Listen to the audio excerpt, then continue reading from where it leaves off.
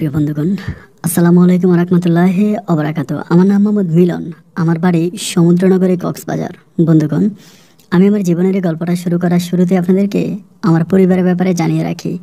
আমার পরিবারে আমি আছি, আমার বাবা আছে, মা আছে, এছাড়া আছে আমার বড় একটা ভাই। আমরা টোটাল 2 ভাই, আমাদের কোনো বোন নেই। আমাদের পরিবারটা সমুদ্রনগরী ওই কক্সবাজারের অদূরে শহর গ্রাম মিলিয়ে কোনো এক ছোট্ট অজপাড়াগাঁয়ে এক উচ্চ মধ্যবিত্ত পরিবার। আমার বাবা পেশায় ছিল একজন ব্যবসায়িক। কক্সবাজারের এরিয়ার মধ্যে আমার বাবার খুব বড় একটা মুদির দোকান ছিল। এটা দিয়ে আমার বাবা খুব ছোটোবেলা থেকে আমি দেখে আসছি আমাদের পরিবারটা অনেক সুখে আর শান্তিতে চালিয়ে যাচ্ছিল। আমি আমার জীবনের গল্পটা আমার স্কুল জীবন থেকেই শুরু করি। আমি কক্সবাজারেরই কোনো একটা স্কুলে পড়াশোনা করতাম। আমি যখন ক্লাস 8-এ পড়ি তখন আমার বড় ভাইয়া উনি এসএসসি পরীক্ষা দিয়ে কলেজে পড়াশোনা করতো। আমার বড় ভাই কিন্তু আমার থেকেও অনেক বেশি সিনিয়র। আমি যখন ক্লাস 8-এ পড়ি তখন আমার মাঝে এক ভিন্ন রকম কিছু পরিবর্তন দেখা দেয়। পরিবর্তনগুলো ছিল এরকম: আমি প্রচুর পরিমাণে স্পোর্টস খেলতে পছন্দ করতাম। খেলাধুলার মাঝে আমি সবসময় ডুবে থাকতাম। খেলাধুলা ছাড়া আমি কোনো কিছুই বুঝতাম না। বাবা আমাকে পড়াশোনা করানোর জন্য অনেক চেষ্টা করতো, অনেক ট্রাই করতো পড়াশোনা করানোর জন্য, কিন্তু কোনোভাবে আমার মাথায় পড়াশোনা ঢুকতো না। এরকমও হইতো যে স্কুলের নাম করে আমি বাসা থেকে বের হইতাম, কিন্তু স্কুলে না গিয়ে যেখানে খেলা হইতো আমি খেলতে চলে যেতাম। এত পরিমাণ খেলা পাগল একটা ছেলে ছিলাম। ক্লাস 8-এর লাস্টের দিকে আমি যখন ফাইনাল পরীক্ষা দিব, ক্লাস 8 থেকে 9-এ উঠবো, অ্যান্ড তখন আমি অনেক খারাপ একটা রেজাল্ট করি, ভীষণ খারাপ রেজাল্ট করি, এবং আমি একটানা 3 সাবজেক্টে ফেল করার পরে আমার বাবা তখন বলেই দেয়, খুবভাবে বলে, আমার মাও বসা ছিল, বাবাও বসা ছিল। তো সেখানে বাবা আমাকে বলতেছে যে একটু খেয়াল করে দেখ, তোর বড় ভাই, আমার বড় ভাইয়ের নাম ছিল মনির। তো বলে যে মনির কত ভালো করে রেজাল্ট করলো, মনির কত ভালো একটা রেজাল্ট করলো, ও পরীক্ষায় এত ভালো করে পাশ করলো, এসএসসি পরীক্ষাতেও ভালো রেজাল্ট, কলেজেও ভালো রেজাল্ট, অথচ তুই ক্লাস 8 থেকে ক্লাস 9-এ উঠলি, সেখানে 3টা সাবজেক্টে ফেল করলি। ওই মুহূর্তে হঠাৎ করে আমার মা একটা কথা বলে ওঠে যে এরকম করে বলে যে ব্রাহ্মণ কখনো চাঁদে হাত দিতে পারে না, ব্রাহ্মণের সাথে চাঁদের তুলনা হয় না, ওর রক্তই তো খারাপ, ওর রক্ত যদি ভালো হয় তাহলে কি আর এমন হয়? তোমাকে ছোটোবেলায় বলেছিলাম যে এই অজাতের বাচ্চাকে ঘরে রাখো না। আমার মায়ের এই কথাটা তখন আমার কলিজার মধ্যে লাগে। আমি ছোটোবেলা থেকে দেখে আসছি যে আমার বাবা আমাকে অনেক ভালোবাসেছে, অনেক ভালোবাসা দিয়েছে, কিন্তু মায়ের ভালোবাসারও ছিল না বলে ভুল হবে, কিন্তু একটু ব্যতিক্রম ধর্মে ছিল। মা জানি একটু কেমন করে দেখতাম, বাট সেদিনের এই কথাটা কেমন জানি আমার অনেক বেশি আঘাত লাগলো, এবং আমার বাবা আমার মাকে টেনে ভিতরের দিক নিয়ে গেল। এবং ভিতরে নিয়ে যাওয়ার পরে আমি যেটা বুঝলাম যে তাদের স্বামী স্ত্রীর মাঝে তুমুল পরিমাণ ঝগড়া হচ্ছে, আমি সেটাও বুঝতে পারলাম। বাট আমি তারপরেও কিছু বলি না, আমি চুপচাপ বাসায় বসে আছি। তো বড় ভাই কিন্তু এক অন্যরকম মানুষ ছিল, উনি আমাকে অনেক বেশি ভালোবাসতো। একেবারে এরকম হইতো যে আমার সাথে কথা বলা ছাড়া উনি কোনো কিছুই বুঝতো না, একদম পাগল ছিল আমার জন্য, এত পরিমাণের ভালোবাসতো। দেখা যায় বাইরে থেকে যদি অন্তত 10 টাকার ঝালমুড়িও কিন্তু আমার জন্য ভাইয়া 5 টাকা নিয়ে চলে আসতো, এমন অবস্থা ছিল। তো ভাইয়া তখন ঘরে আসে, ভাইয়া আর আমি একই রুমে ঘুমাইতাম। আসার পরে ভাই আমাকে বলে, কিরে কী হয়েছে? আমি তখন কিচ্ছু বলি না, চুপচাপ কান্না করতেছি, কারণ মায়ের এই কথাটা শুনে আমার কাছে কেন জানি আমার কলিজের খুব ভিতরে আঘাত লাগছে। ভাইয়া বলে, কী হয়েছে? আমি বললাম কিছু না, কিন্তু পরে অনেক রিকোয়েস্ট করার পর আমি ভাইকে বললাম যে ভাই এমন ঘটনা, আমি তো রেজাল্ট খারাপ করছি, 3 সাবজেক্টে ফেল করলাম, এখন মা আমাকে বলতেছে যে ব্রাহ্মণ কখনো চাঁদে হাত দিতে পারে না, তারপর আমার রক্ত খারাপ, আমাকে ছোটোবেলায় বলছে বের করে দেওয়ার জন্য। এই কথাগুলো মানে কি? আমি কথাগুলো বুঝতেছি না। আমার মনির ভাই তখন আমাকে মাথায় হাত বুলিয়ে দিয়ে বলে যে তুই মন খারাপ করিস না, তুই তো জানিস যে আমাদের মা একটু রাগী টাইপের মানুষ, কিন্তু ওনার মনটা অনেক ভালো। আমি তখন বললাম, ভাইয়া আমি তোমার কাছ থেকে আসলে ডিটেলস জানতে চাই, ঘটনাটা কি? ভাইয়া তখন আমাকে কোনো কিছু বলে না, চুপচাপ ভাইয়া আমার সাথে ঘুমিয়ে যায়। সকাল যখন হয় তখন নিজের মনের ভিতরে এই প্রশ্নটা আরও বেশি উৎপীড়ন হচ্ছে। আমি তখন ভাবতেছিলাম যে কিছু না কিছু একটা করব। অ্যান্ড 11টার দিকে আমার বাবা যখন দোকানে যায়, আমি তখন ওই বাবার দোকানে চলে যাই, গিয়ে বাবার দোকানের পাশে বসে বাবার ক্যাশের পাশে বসে থাকি। আমি কিন্তু কোনো সময় আসলে এরকম হুটহাট করে বাবার দোকানে যাইতাম না, বাট সেদিন আমি চলে যাই, এবং বাবা আমাকে দেখে বুঝতে পারে যে আমার মনটা অনেক বেশি খারাপ। আমি তখন আমার বাবাকে বললাম যে বাবা, কালকে যে মা যে কথাটা বলছিল, কথাটা কি বলছিল? আমি আসলে এই কথাটার একটা সঠিক অ্যান্সার চাচ্ছিলাম যে এটা মা কি বলছিল। আমার বাবা তখন আমাকে বলে যে সঠিক অ্যান্সার কী হবে? আমি বললাম আমি তো জানি না সঠিক অ্যান্সার কী হবে, কিন্তু মা এরকম করে কেন বললো? এবং এমন করে বলার পিছনের কারণটাও কি হতে পারে। আমার বাবা তখন আমাকে বলে, যেগুলো বাদ দে তো, তুই এগুলো নিয়ে কথা বলিস না, তুই চুপচাপ থাক। আমাকে কোনো কিছু বলতে দেয় না। না বলে বাবা তখন বলে, আমাদের মানে ক্যাশের মধ্যে একটা লোক বসা ছিল, ওনার নাম হচ্ছে করিম কাকা। তো করিম কাকা কিন্তু আমাদের ব্যবসার প্রতিষ্ঠানে অনেক পুরনো একজন মানুষ। আমি ছোটোবেলা থেকে কিন্তু করিম কাকাকে দেখছি আমার দোকানে বসে। বাবা তখন করিম কাকাকে ক্যাশে বসে, বাবা তখন বেরিয়ে গেল। করিম কাকা বসে আছে, আমার পাশে বসে আছি, আমি কান্না করতেছি বসে বসে। কাকা তখন আমাকে বলতেছে, কি রে কাঁদিস কেন, তোর সমস্যা কি? আমি তখন বললাম যে কাকা, এমন এমন ঘটনা, মানে বুঝলাম না যে মা আমাকে হঠাৎ করে কেন এরকম করে এত হার্ড করে আমাকে কথাটা বললো। উনি তখন আমাকে বলে যে তুই পড়াশোনা করিস না, পড়াশোনায় মনোযোগ নেই, হয়তো এই জন্যই বলছে। আমি বললাম না, আমি পড়াশোনা করি না, পড়াশোনার প্রতি মনোযোগ নেই, এটার জন্য মা আমাকে এমন কথা বলতে পারে না।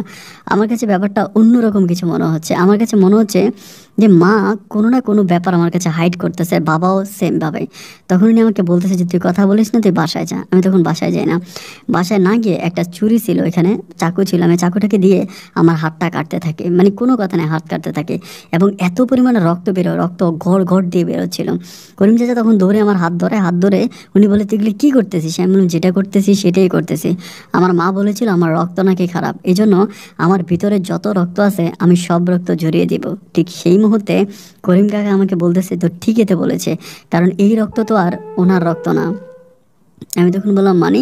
উনি আমাকে বলে, তুই হাতটা বাঁধ, আমি তোকে বলতেছি। আমি তখন হাতটা বাঁধলাম এবং উনি হচ্ছে আমার জন্য ব্যান্ডেজ নিয়ে আসলো। অ্যান্ড আসার পরে করিম কাকা আমাকে যেটা বললো, আমাকে বলে, দেখ তোর আম্মার সাথে আমার অনেক ভালো সম্পর্ক ছিল, আমি তোর আম্মাকে খুব ভালো করেই চিনি। আমি তখন বললাম মানি? উনি বলে, যাকে তুই মা বলে ডাকিস এরা তোর আসলে মূলত বাবা মা না। আমি তখন বললাম যে তাহলে আমার বাবা মাকে? ওনার কাছ থেকে আমি তখন জানতে পারি যে আমার বাবা নাকি পেশায় ছিল একজন রিক্সা ড্রাইভার এবং আমার মা ওনাদের বাসায় কাজ করতো। খুব মানে জন্ম হওয়ার পরে বাবা প্রচুর পরিমাণ আমার মায়ের উপরে টর্চার করতো, অনেক মারতো। দুধের ওই বাচ্চাটাকে নিয়ে আমার মা এখানে সেখানে বিভিন্ন জায়গায় দৌড়াদৌড়ি করতো।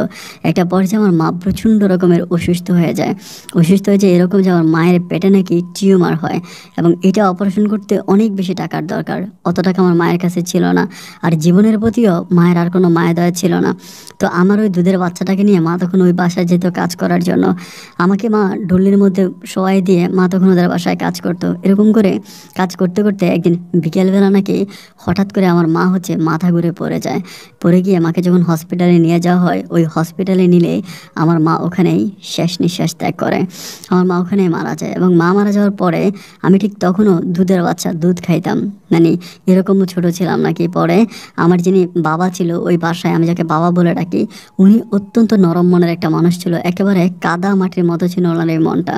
উনি তখন ওনার ওয়াইফকে বলতেছিল যে বাচ্চাটা এখন কোথায় যাবে, তার মা তো মরে গেল, আর ওর যে বাবা আছে, বাবা ড্রাগস করে, তারপরে হচ্ছে রিক্সা চালায়, মানে ভালো কোনো কাজ করে না। বাচ্চাটাকে ওখানে দিলে বাচ্চাটাকে হয়তো মেরে ফেলবে, না হয় অন্য কোথাও বিক্রি করে দিবে। আমাদের যেহেতু একটাই সন্তান, আমাদের আর কোনো সন্তান নাই, আমরা এই সন্তানটাকেও আমাদের নিজের কাছে রাখি, আমরা নিজের মতো করে এই সন্তানটাকে বড় করব, আমাদের পরিচয়।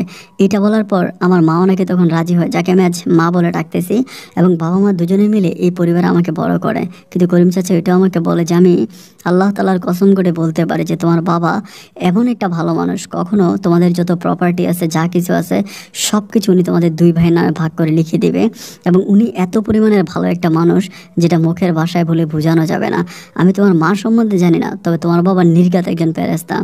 এই কথাগুলো করিম কাকা আমাকে বলতেছিল। আমি তখন বললাম যে আপনি যে কথাগুলো আমাকে বলতেছেন, এই কথাগুলোর মাঝে আমি বাস্তবতার কোনো স্পর্শ পাচ্ছি না। আমার জীবনটা কেন এমন হয়ে গেল, আমি কেন এরকমভাবে কেন আমার হলো? ওই সময় কেন তারা আমাকে ঘর থেকে তাড়িয়ে দিল না? আমার বাবা আমাকে হয়তো অন্য কোথাও বিক্রি করতো, আবার বাবা হয়তো আমাকে মেরে ফেলতো, কিন্তু তাই বলে এরকম যন্ত্রণা তো আমার এই মুহূর্তে সহ্য করা লাগতো না। উনি তখন আমাকে বুঝে এবং ক্যাশ থেকে আমার হাতে 500 টাকাও ধরিয়ে দেয়। আমি তখন টাকা না নিয়ে ওখান থেকে চলে আসি। পিছন থেকে আমাকে ডাইকা বলে, বাবা মিলন, এই কথাটা কখনোই হচ্ছে তুমি তোমার বাবা মায়ের কাছে বইলো না, বললে তারা হয়তো আমাকে চাকরি থেকে তাড়িয়ে দেবে। এটা বলার পর আমি তখন বাসায় যাই। বাসায় যাওয়ার পরে মানে নিজের মনটাকে বুঝাইতে পারতেছি না আর কি, যে এরকম কেন হলো। মানে আমি মূলত ছোটোবেলা থেকে যাদেরকে বাবা মার জেনে আসছে, ডেকে আসছে, তারা আসলেই আমার বাবা মা না। যে ভাইকে আমি ভাই বলে ডাকি, সেও আমার কোনো ভাই না। আসলে একটা ব্যাপার কোনোভাবেই মাথায় আসতেছে না, তাহলে আমি মূলত কে? আমার তো মা মারাই গেল, আর আমার বাবার কোনো সন্তান আমি পাই কিনা, এটা ভেবে আমি তখন খুব পরিমাণের পাগলামি করতে থাকি। পড়াশোনা করি না, বাসায় বসে থাকি, কান্নাকাটি করে, খাওয়া দাওয়া করি না। বাবা মা দুজনেই আমাকে নিয়ে খুব বেশি টেনশনে পড়ে যায়। সময়গুলো যখন এভাবে কাটতেছিল, তখন মোবাইল ফোন কিন্তু মানে প্রচুর পরিমাণে এক্সপেন্সিভ ছিল, মোবাইল ফোন একেবারে ছিল না বললেই চলে, মানে মোবাইল ফোন নাই এরকম। তো ওই অবস্থার ভিতরে মনির ভাইয়ের কাছে একটা মোবাইল ফোন আছে, আমার কাছে কিন্তু মোবাইল ফোন নাই। তো ওই সময় মানে মোবাইল ফোনে রিংটোন বাজানো যাইতো আর কি, কিটকিট কিটকিট করে এক ধরনের রিংটোন বাজাইতো। মনির ভাই রাতের বেলায় রিংটোন বাজাইতো, শুনতে ভালো লাগতো। আমি তখন একদিন দুঃখ করে বলি যে ভাই রে, আপনি তো আপনার বাবার সন্তান, এই জন্য আপনার মোবাইল ফোন কিনে দিছে, আমি তো কাজের ছেলে, আমি তো কাজের মহিলার ছেলে, এই জন্য আমাকে মোবাইল ফোন কিনে দেয় না। মনির ভাই তখন দৌড়ে এসে আমাকে জড়াই ধরলে, কী বললি তুই এটা? আমি বললাম যে ঠিকই তো বললাম, আপনাকে তাহলে আপনাকে মোবাইল ফোন কিনেছে, আমাকে দেয় নাই কেন? উনি তখন ওই মুহূর্তে ফোনটা আমাকে দিয়ে দেয়, সিমটা সহ। আমি তখন বললাম ভাই না, আমি নিব না। উনি বলে না, এটা তুই নিতেই হবে, এটা তোর ফোন। মানে ভাইয়া খুব জোর করে আমাকে ফোনটা দেয়। আমি তখন ওই ফোনটা নেই, নেওয়ার পর আমি তখন থেকে ফোনটা ইউজ করি। আর ওই সময় থেকে আমি আর স্কুলে যাই না, যেহেতু 3 সাবজেক্টে ফেল করছি, আমি আর স্কুলে যাই না। মাঝে মাঝে বাবার সাথে দোকানে গিয়ে বসি, আর বাইরে এটারে হাঁটাচলা করে, মানে পড়াশোনাও নাই, কোনো কিছু নেই, এইভাবে ভণ্ডামি করে সময়গুলো কাটতেছে। কাটতে কাটতে আমার বন্ধু বান্ধবগুলো কিন্তু আসলে, মানে আমি আরেকটা ব্যাপার বলে রাখি, আমি যদিও ক্লাস 8 থেকে ক্লাস 9-এ পড়তাম, বাট আমাকে দেখলে কেউ বলতো না যে আমি ক্লাস 8 বা 9-এ পড়ি। এত পরিমাণে লম্বা ছিলাম, ফর্সা ছিলাম, মানে সব দিক থেকে মনে হতো যেন আমি বিশ্ববিদ্যালয়ে পড়াশোনা করি। ক্লাস 8-9 অবস্থায় কিন্তু আমার মুখে মুখ ভর্তি দাঁড়িয়ে উঠে গেছিলো, এমন অবস্থা ছিলাম আমি। যাই হোক, এরপরে পড়াশোনা বন্ধ করে দিলাম। এভাবে 7-8 মাসের মতো বাবার সাথে দোকানে কাজ করি। এই বাবার অনেক বন্ধু বান্ধব আছে, তারা আমাদের বাসায় আসে, বিভিন্ন জায়গায় যায়। এরকম করতে করতে একদিন রাতের বেলায়, রাত আনুমানিক প্রায় 9টার দিকে বাজে, আমার মোবাইলে হঠাৎ করে একটা নাম্বার থেকে একটা মিস কল আসে। আসলে মিস কলগুলো কীরকম মিস কল আমি আপনাকে বলি। একটা মিস কল আছে যে চোরাই মিস কল, একটা হচ্ছে ডিরেক্টড মিস কল। মিস কলে জাস্ট একটা শব্দ আছে, টুং করে একটা শব্দ, সে মিস কলটা কেটে দিচ্ছে, মানে কেটে দিল না। আমি বুঝতে পারলাম না যে কী ব্যাপার, কীভাবে কল দিল। তো পরে আমি কলটা ব্যাক করলাম, কলটা কেউ রিসিভ করে না। রাতের বেলায় অনেকবার কল ব্যাক করতেছি না, কল কেউ ধরে না। অ্যান্ড মধ্যরাতে যখন কল দিলাম, তখন আমার কাছে মনে হলো একটা পুরুষের কণ্ঠ আমি শুনতে পাইলাম, পুরুষের মতো। আমাকে বললো যে এই নাম্বারে কেন কল দিস, ডাইরেক্ট তুই করে সম্বোধন করে। আমি তখন বললাম যে আসলে আমার নাম্বারে একটা মিস কল আসছিল, আমি এই জন্য কল দিয়েছি। আমাকে বলে বাঁচতে চাইলে এই নাম্বারে আর কল দেবে না, এটা বলে লাইনটা কেটে দেয়। তো আমার ভিতরে তখন ওই কণ্ঠটা কেমন জানি লাগছিল। আমি জীবনে অনেক রকমের কণ্ঠ শুনেছি, বাট এত ভয়ঙ্কর কণ্ঠ আমি আমার জীবনেও শুনি নাই। মানে কণ্ঠের মাঝে এক ধরনের ভয় ভীতি ছিল, মানে প্রচুর পরিমাণ ভিতরটা একটা একটা ভয়েস ছিল। আমি তখন আর কল দিই না। কল না দেওয়ার পরের দিন আমি তখন চিন্তা করতে যে মানুষটা কে হতে পারে। আমি তখন পরের দিন দুপুরবেলায় ওই নাম্বারে আবারও ট্রাই করি, বাট নাম্বারটা কেউ রিসিভ করে না। অ্যান্ড আমি তখন বিকেলবেলা আবারও ট্রাই করি, নাম্বারটা কেউ রিসিভ করে না। রাতের বেলায় অনেকবার ট্রাই করার পরে রাত 11টার দিকে আমার কলটা রিসিভ করলো, এবং সেই কণ্ঠের মানুষটা আমাকে বলতেছে যে বাঁচতে চাইলে এই নাম্বারে কল দেবে না। আমি তখন বললাম যে আপনি কে? উনি আমাকে বললেন আমি মানুষ না। আমি তখন বললাম আপনি মানুষ না তো আপনি মানুষের ফোন ব্যবহার করেন কেন, মানুষের সিম কেন ব্যবহার করেন? উনি আমাকে বলেন আমি এত কিছু কৈফিয়ত দিতে পারবো না, তুই আমাকে কল করবে না, কল করলে তুই বেঁচে থাকতে পারবি না। আমি তখন কী করলাম, মানে ওনার সাথে একটু মজা নিচ্ছিলাম, আমিও ওনার সাথে একটু রাগান্বিত ভাষায় কথা বলতেছি। এই সময় আমার ভাইয়া কোত্থেকে জেনে আসছে। ভাইয়া এসে বলতেছে কি রে তুই কার সাথে কথা বলিস? আমি বললাম শোনো না, আমি জিনের সাথে কথা বলতেছি। ভাইয়া বলে জিন মানে? আমি বললাম হ্যাঁ, জিনের সাথে কথা বলছি, তুমি কি বলবা? আমার ভাইয়া বলে তো দে না আমি কথা বলি।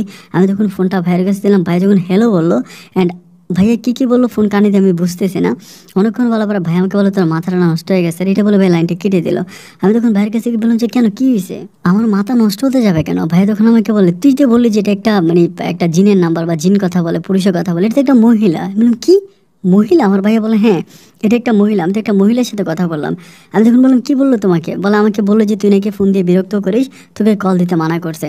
আমি তখন অবাক হয়ে যাই, যেখানে আমি কথা বললাম আমি স্পষ্ট শুনতে পাইলাম যেটা একটা পুরুষের কণ্ঠ, এবং আমাকে বিভিন্ন মানে ভাবাই আমাকে থ্রেট দিচ্ছে, সেখানে ভাইয়ার কাছে একটা মহিলার কণ্ঠের মতো হলো। নাম্বারটা নিয়ে তখন আমার মনে অনেক কৌতূহল জন্ম হয়ে গেল যে এই নাম্বারটা কার হতে পারে, কাদের নাম্বার হতে পারে, কেন বা এরকম এই নাম্বারের সাথে ঘটতেছে, আমি কিছুই বুঝতে পারতেছি না। এরপরে আমার যে বন্ধুবান্ধব আছে, আমি আমার কিছু বন্ধুবান্ধবকে সেমভাবে নাম্বারটা ছড়াই দিই যে নাম্বারটাতে চেক করে দেখো যে আসলে মূলত কী হয়েছে। নাম্বারটা যখন আমি আমার কিছু বন্ধুবান্ধবকে দিয়ে দেওয়ার পরে আমার বন্ধুগুলো করে কি সেমভাবে নাম্বারটাতে কল দেয়, কথা বলে, এবং সবাই আমাকে বলে যে এটা নাকি একটা মহিলার নাম্বার, একটা মহিলা তাদের সাথে কথা বলে। না আমি তখন বললাম যে কী ব্যাপার, একটা মহিলা তাদের সাথে কথা বলে, কিন্তু আমি কথা বলার সময় কেন পুরুষের কথা বলে, কিছুই বুঝতে পারি না। এবং সেদিন রাতে আমি তখন আবার নাম্বারটাতে কল দিই, কল দিলে নাম্বারটা কেটে দেয়, মানে আমার নাম্বার থেকে কল গেলে আর রিসিভ করে না। এইভাবে 2 থেকে 3 মাস কেটে যায়। একে তো পড়াশোনা করি না, বাবার সাথে দোকানে গিয়ে বসে থাকি। মানে একটা হয় না যে বেকার থাকলে মাথার মধ্যে যেরকম চিন্তাভাবনাগুলো আসে, তো বেকার যেহেতু মাথার মধ্যে এরকম উল্টাপাল্টা চিন্তাভাবনাগুলো আসতেছে যে কে হতে পারে, কেন কল দিল, মানে অনেক রকমের প্রশ্ন নিজের মাঝে জাগতেছে। আমি তখন চিন্তা করতেছি যে কিছু না কিছু একটা অলমোস্ট আমাকে করতে হবে। আমি তখন এই নাম্বারটা করে কি জিত করে বিভিন্ন টাকার ভিতরে নাম্বারটা লিখে দিই। মানে বিভিন্ন বাথরুমে গেলে বা রেল স্টেশনে গেলে, কলেজে গেলে, ওইখানেও গেলে, ওখানে গেলে আমি তখন নাম্বারটা শুধু কাগজে লিখে থাকি, এক একটা মেয়ের নাম দিয়ে নাম্বারটা কাগজে লিখি। এরকম করে দেওয়ার পরে প্রায় আরও 8 থেকে 9 দিন পরে একদিন রাত 3টা বাজে ওই নাম্বার থেকে আমার নাম্বারে কল আসে। মানে 3টা 4টা কল দেওয়ার পর আমার ঘুম ভাঙে। আমি তখন রিসিভ করি। আমাকে বলতেছে, তুই যেগুলো করতেছিস এগুলো ভালো করতেছিস না, একেবারে সেম ওই পুরুষের গলাটাই। আমি তখন বললাম যে আমি কী করতেছি। উনি আমাকে বলে যে তোর নাম মিলন না, তোর বাসা অমুক জায়গায় না, তোর বাপের নাম এটা না, তোর ভাইয়ের নাম এটা না। একেবারে ডিরেক্টলি আমার পরিবারের সমস্ত রকমের ডিটেলস উনি বলতেছে। আমি তখন অবাক হয়ে গেলাম, এবং শুধু অবাক না, সাথে সাথে ভয়ও পাইলাম যে কী ব্যাপার, আমার পরিবারের ডিটেলস ইনফরমেশন উনি কীভাবে জানে? তাহলে এই মানুষটা তো মেবি আমার পরিচিত কেউ হতে পারে, দূরের কেউ না। এরপরে আমি ওনার কলটা রিসিভ করে না, লাইনটা কেটে দিই। কেটে দেওয়ার পরে ভয় পাইতেছিলাম, যেহেতু একে তো মানে ফ্যামিলিতে একটা প্রবলেম করলামই, পড়াশোনা অফ করে দিলাম, এরপরে বাবার সাথে দোকানে গিয়ে বসি, বাবা তো এমনি রেখে আছে, এরপর যদি আবার নারী সংক্রান্ত কোনো কিছু পায় বা কোনো রকম অন্যরকম কিছু পায় তাহলে তো আমাকে মেরেই ফেলবে। এই ভয়ে আমি আর এই নাম্বারটা রিসিভ করি না, মানে দিলে মানে নাম্বারটা রিসিভ করি না। অনেক দিন পরে আমি তখন চিন্তা করলাম যে এই ফোনটাই আমি আর রাখবো না। আমি তখন ভাইয়াকে বললাম যে ভাইয়া তোমার ফোনটা তুমি নিয়ে যাও, আমি আর ফোন চালাবো না। ভাই বলে কেন, কী হয়েছে, ফোন চালাবি না কেন? আমি বললাম আমার ভালো লাগে না, আমি চালাবো না। আমি তখন ভাইকে ফোনটা দিয়ে দিই। কিন্তু অবাক করা ব্যাপার হচ্ছে আমার কাছে ফোনটা থাকতে এত পরিমাণে নাম্বারটা থেকে আমার মোবাইলে কল আসতো, বাট ভাইয়ের কাছে দেওয়ার পরে আমার না ওই নাম্বারে আর কোনো কল আসে না। মানে আমার কাছে মনে হয় যে নাম্বারটা মেবি আমাদের আশেপাশের কারো পরিচিত হবে, যারা আমাদেরকে চিনে জানে, এরকম কেউ আমাদের সাথে গেমস করতেছে। ব্যাপারটা আমার কাছে এরকমই মনে হলো। এইভাবে আরও কয়েকদিন কেটে যায়, কিন্তু ওই নাম্বারের ব্যাপারটা আমার মনের ভিতর থেকে যে নাম্বারটা আসলে কার হতে পারে। অ্যান্ড একটা সময় আমি কী করি, বাবার কাছ থেকে কিছু টাকা নেই, আমার জমানোও কিছু টাকা থাকে, আমি তখন একটা মোবাইল ফোন কিনি। ওই সময় কিন্তু ফেসবুক ছিল না, মানে ফেসবুক, ইন্টারনেট ওগুলো একেবারেই ছিল না বললেই চলে, বাটনওয়ালা ফোনেই মানুষ কথা বলতো। আমি তখন করি কি, ওইটার ভিতরে একটা সিম কার্ড ঢুকে আমি তখন ভাইয়ার ফোন থেকে ওই নাম্বারটা আবারও নেই। আমি কিন্তু পরে দিয়ে ভাইয়ার মোবাইলের নাম্বারটা সেভ করে রাখছিলাম। ওই নাম্বারটা তখন আমি আবারও নিই, নেওয়ার পরে আমি তখন আমার নাম্বার থেকে কল দেয়। কল দিলে সকালবেলা কল দিয়ে 10টার দিকে একটা মহিলা রিসিভ করে, মহিলা বলতে লাগে একটা মেয়ে রিসিভ করে এরকম মনে হলো। আমি তখন বললাম যে আসসালামু আলাইকুম। আমাকে বলো ওয়ালাইকুম আসসালাম। আমাকে বলে কি? আমি বললাম যে জেসি। পরে বলে জেসি তো মেয়েদের না। আমি বললাম যে আমার নামে ছেলে, আমি জেসি। ওরকম করে কথা বলার পরে ওই মানুষটা ওই পক্ষ থেকে আমার সাথে অনেক ভালো করে কথা বলে। আমি তখন বললাম যে এই নাম্বারটা কে চালায়, মানে নাম্বারটার ওনার কে, আপনি? মহিলা বলে যে না, কেন বলেন তো? আমি বললাম যে মানে নাম্বারটা মূলত কে চালায়, আপনার চালান না আপনার হাজব্যান্ডে চালায়? উনি বলে যে না, আমার হাজব্যান্ড মোবাইল ফোন ইউজ করে না, আমিই করি। আমি বললাম রাতের বেলায় ফোনটা কি আপনার কাছেই থাকে? এরকম করে প্রশ্নগুলো যখন করতেছিলাম, উনি তখন কথার মাঝখানে লাইনটা কেটে দেয়। এবং লাইনটা কেটে দেওয়ার পরে আমি এরপরে আবার ট্রাই করি, উনি কল ধরে না। যতবারই ট্রাই করে ধরে না। রাতের বেলায় এবার উনি নিজেই কলটা ব্যাক করে রাত 11টার দিকে। আমি তখন রিসিভ করে আমি হ্যালো বলে সালাম দেই। উনি আমাকে বলে আপনি কে বলেন তো, ডিরেক্টলি আমাকে এটা বলে। আমি তখন বললাম যে আমি কে এটা জানার আগে আপনি আমাকে বলেন যে আপনি কে। উনি আমাকে বলে আমি কে এটা জানার আপনার প্রয়োজন নাই, আপনি আমাকে কেন কল করছেন, আমার নাম্বার কোথায় পেয়েছেন। আমি তখন ওনার কাছে ডিটেলসে বলি যে আপনি এরকম সব কিছু বলি। বলার পরে উনি বলে ও তাহলে আপনি আমার নাম্বারটা এভাবে ছড়াইছেন, আপনার জন্য আমি ফোন ইউজ করতে পারি না, আপনি জানেন একটা সিম কার্ডের কত দাম, এখন আমি কি করব, আমার মোবাইলে এত পরিমাণে কল আসতেছে, আমি তো লিটারেলি ফোন আর ইউজ করতে পারবো না। আমি তখন বললাম যে আপনি আমার কাছে সব কিছু সত্য বলেন, রাতের বেলায় কল দিলে কেন পুরুষ কলটা রিসিভ করে? উনি তখন আমাকে বলতেছে আপনি কি পাগল হয়ে গেছেন নাকি, আপনার মাথায় কি ভূত আছে? আমি বললাম কেন ভূত থাকবে কেন? উনি আমাকে বলে যেটা আমার পার্সোনাল ফোন, আমি এটা পার্সোনালি ইউজ করি, আমি কেন মানে আমার নাম্বারে কেন রাতের বেলায় অন্য কেউ কল দিবে? মানে আমি তো আপনার কথা কিছুই বুঝতে পারছি না। আমি তখন বললাম তার মানে কি রাতের বেলায় আপনার ফোন অন্য কেউ ইউজ করে না? উনি বলেন না, আমার ফোন আমার কাছেই থাকে, আমার ফোন কেউ ইউজ করে না। আমি বললাম আপনি সত্যি বলতেছেন? আমি বললাম সত্যিই বলতেছি। না, আমি বললাম যে আপনি কি আমাকে চিনেন? উনি বলেন না চিনি না। আমি বললাম যে সত্যি করে বলেন, আপনি কিন্তু আমাকে বলছিলেন যে আপনার এই নাম্বার থেকে একটা পুরুষ কলটা রিসিভ করে কিন্তু বলছিল যে আমার ঘর বাড়ি আমার ঠিকানা সব কিছু বলছিল, তাহলে আপনি তো মনে হয় আমার পরিচিত, আপনি আমার কাছে কথা কেন লুকাচ্ছেন? উনি তখন আমাকে বলে যে আমি আপনার সাথে কথা বলতে পারবো না, আপনার আরও কিছু বলার থাকলে আপনি আমাকে পরে বললেন, আমি এখন ফোনটা রাখবো। এটা বলে ফোনটা রেখে দেয়। এই নাম্বারটা নিয়ে আমার কৌতূহলের মাত্রার শেষ নাই যে কী ব্যাপার, নাম্বারটা কেন। পরের দিন আমি আবারও কল দেই, উনি আর কল রিসিভ করে না। উনি দিনের বেলায় কোনো কল রিসিভ করে না, কিন্তু রাতের বেলা উনি আমার কলগুলো রিসিভ করে। উনি আমাকে ঘুরে ফিরে একটা কথাই বলে যে কোনো ছেলে ওনার নাম্বার রিসিভ করে না, এবং কোনো পুরুষ ওনার এই কলটা ইউজ করে না, ওনার এই মোবাইলটা ইউজ করে না, উনি মোবাইলটা পার্সোনালি ইউজ করে, এরকম করে আমাকে বোঝাচ্ছিল। ভিতরে তখন রাগের পরিমাণটা বারবার বেড়ে যাচ্ছিল যে কী ব্যাপার, কী হচ্ছে আমার সাথে, হোয়াট দ্য গোয়িং অন, কিছুই বুঝতেছি না। এরকম করে আরও কিছুদিন কেটে যাওয়ার পরে আমি এই নাম্বারে আর কল দিই না। এবার দেখি ওই পক্ষ থেকে নাম্বারটা আমাকে কল দিচ্ছে। আমাকে কল দিয়ে আমার সাথে ইনিয়ে বিনিয়ে অনেক রকমের কথাবার্তা বলতেছে যে আপনি ভালো আছেন, আপনি খেয়েছেন, আপনার শরীর ভালো, ওরকম করে অনেক ভালো করে কথা বলে। আমি তখন বুঝতে পারি না যে কী ব্যাপার, জিনের নাম্বার থেকে কল দিয়ে কি এরকম করে কথা বলে। আমি বললাম যে দেখেন, আমি আসলে মূলত ব্যাপারটা বুঝতেছি না, আপনি আমাকে একটু অন্যভাবে বুঝিয়ে বলেন। উনি আমাকে বলেন আমি কিছু বুঝাইতে পারবো না, শুধু একটা কথাই বলি যে আপনি যেটা আমাকে ধারণা করতেছেন আমি আসলে সেটা না। আমি বললাম যে কী ধারণা করলাম আপনাকে বলেন তো। উনি আমাকে বলে যে আপনি মনে করছেন যে আমি জিন বা ভূত এরকম কিছু, আমি এরকম কিছু না। আমি তখন বললাম যে জিন আর ভূত যদি নাই হবেন, রাতের বেলা আপনার নাম্বারটা একটা পুরুষে রিসিভ করে আর দিনের বেলায় আপনি করেন, আমি এরকম অনেক দিন পাইছি। উনি বলে যে না, এরকম কিছুই না। তো আমাকে আমার নাম জিজ্ঞেস করে, উনি আমার ফ্যামিলির ঠিকানা জিজ্ঞেস করে, নিজেই সব জিজ্ঞেস করে। আমি তখন সব কিছু বলি। বলার পরে আমি শুধুমাত্র কৌতূহলবশত যে আসলে মূলত নাম্বারটা কার এবং এই নাম্বারের প্রবলেমটা কি, কেন কিছুদিন নাম্বারটা পুরুষে রিসিভ করলো এবং ওই পুরুষ কী করে আমার ফ্যামিলি ডিটেলস বলে দিল, এটা জানার জন্য আমি তখন ওই মহিলার সাথে কন্টিনিউ কথা বলি। প্রতিদিন অন্তত 5 মিনিট 6 মিনিট করে কথা বলি। এভাবে আমি প্রায় 20-25 দিনের মতো তার সাথে কথা বলি। কথা বলার টার্গেট কিন্তু ছিল একটা, যে উনি আসলে নাম্বারটা কে ইউজ করে, নাম্বারটা মূলত অনার কে, এই জিনিসটা জানার জন্য, এটা জানার জন্য। কিন্তু মূলত দেখলাম যে না, উনি আমাকে ওই প্রসঙ্গে কোনো কথা বলেই না, উনি আমাকে অন্য প্রসঙ্গে কথা বলে। এরকম করে কথা বলতে বলতে দীর্ঘদিন ধরে আমরা কথা বলি। দীর্ঘদিন ধরে কথা বলার পর তার প্রতি আমার জানি কেমন একটা ভালো লাগা কাজ করতে শুরু করে, অনেকটা ভালো লাগতেছে। আমি তখন বুঝতেছি না যে কী ব্যাপার, এত ভালো লাগা কেন কাজ করতেছে। এই আমি নিজেকে কোনোভাবে ওটা থেকে সরাই আনতে পারতেছি না, নিজে সরতে পারতেছি না। এরকম করে কথা বলতেছে, কথা কন্টিনিউ করতেছে, কথা বলতেছে। কথা বলতে বলতে এখানে প্রায় আরও 4 থেকে 5 মাসের মতো কেটে যায়। ওই 4-5 মাসে কিন্তু আমি ওনাকে দেখি নাই, শুধু ফোনেই কথা বলতেছি। 4-5 মাস পরে আবার এখানে আরও কিছু ইনফরমেশন দিয়ে রাখি, সেটা হচ্ছে উনি কেমন করে জানে আমার সম্বন্ধে অনেক কিছু বলে ফেলে। আমি ধরেন একটা টি শার্ট পরে আছি, কোন কালার, উনি এটা বলে দিয়েছে তুমি এরকম কালার টি শার্ট পরে আছো, বা আমি বাসা থেকে বেরোইছি এটা প্ল্যানিং করে আমি অন্য একটা প্ল্যানিংয়ে চলে যাচ্ছি, উনি আমাকে বলে দিয়েছে বাসা থেকে তো এটা বলে বেরোইছে, এখন ওইটা কেন করতেছো। কিছু আধ্যাত্মিক টাইপের জিনিস আছে না, ওইগুলো উনি বলতে পারে। আর ওনার কণ্ঠটাও ছিল যে একেবারে মেয়ের মতো, ছোটো কোনো মেয়ে এরকম না, মোটামুটি কণ্ঠটা অনেক বড় ছিল, অনেক বড় কণ্ঠ ছিল, বড় মানুষের মতো বোঝা যাচ্ছিল। এভাবে অনেক দিন কথাবার্তা বলার পরে একদিন আমি নিজেই বলতেছি আচ্ছা আমি কি আপনার সাথে, আচ্ছা উনি নামটাও বলুন, নাম বলেছিল আশা, আশা বলছিল। আমি তখন বললাম যে আমি কি আপনার সাথে একটু দেখা করতে পারি। উনি তখন বলে কোন অধিকার নিয়ে দেখা করবেন। আমি বললাম যে দীর্ঘদিন আপনার সাথে কথা বলছি, এখন আপনি কি এটা একটু জানার ইচ্ছা ছিল এই জন্য। উনি বলে আমি কি তো ফোনে জানতেই পারছেন কে কার সাথে দেখা করে, যে যাকে ভালোবাসে, আপনি কি আমাকে ভালোবাসেন। হঠাৎ করে এই কথাটা আমাকে বললো, ওনার মুখে আমি এরকম কথা কখনোই আশা করি নাই।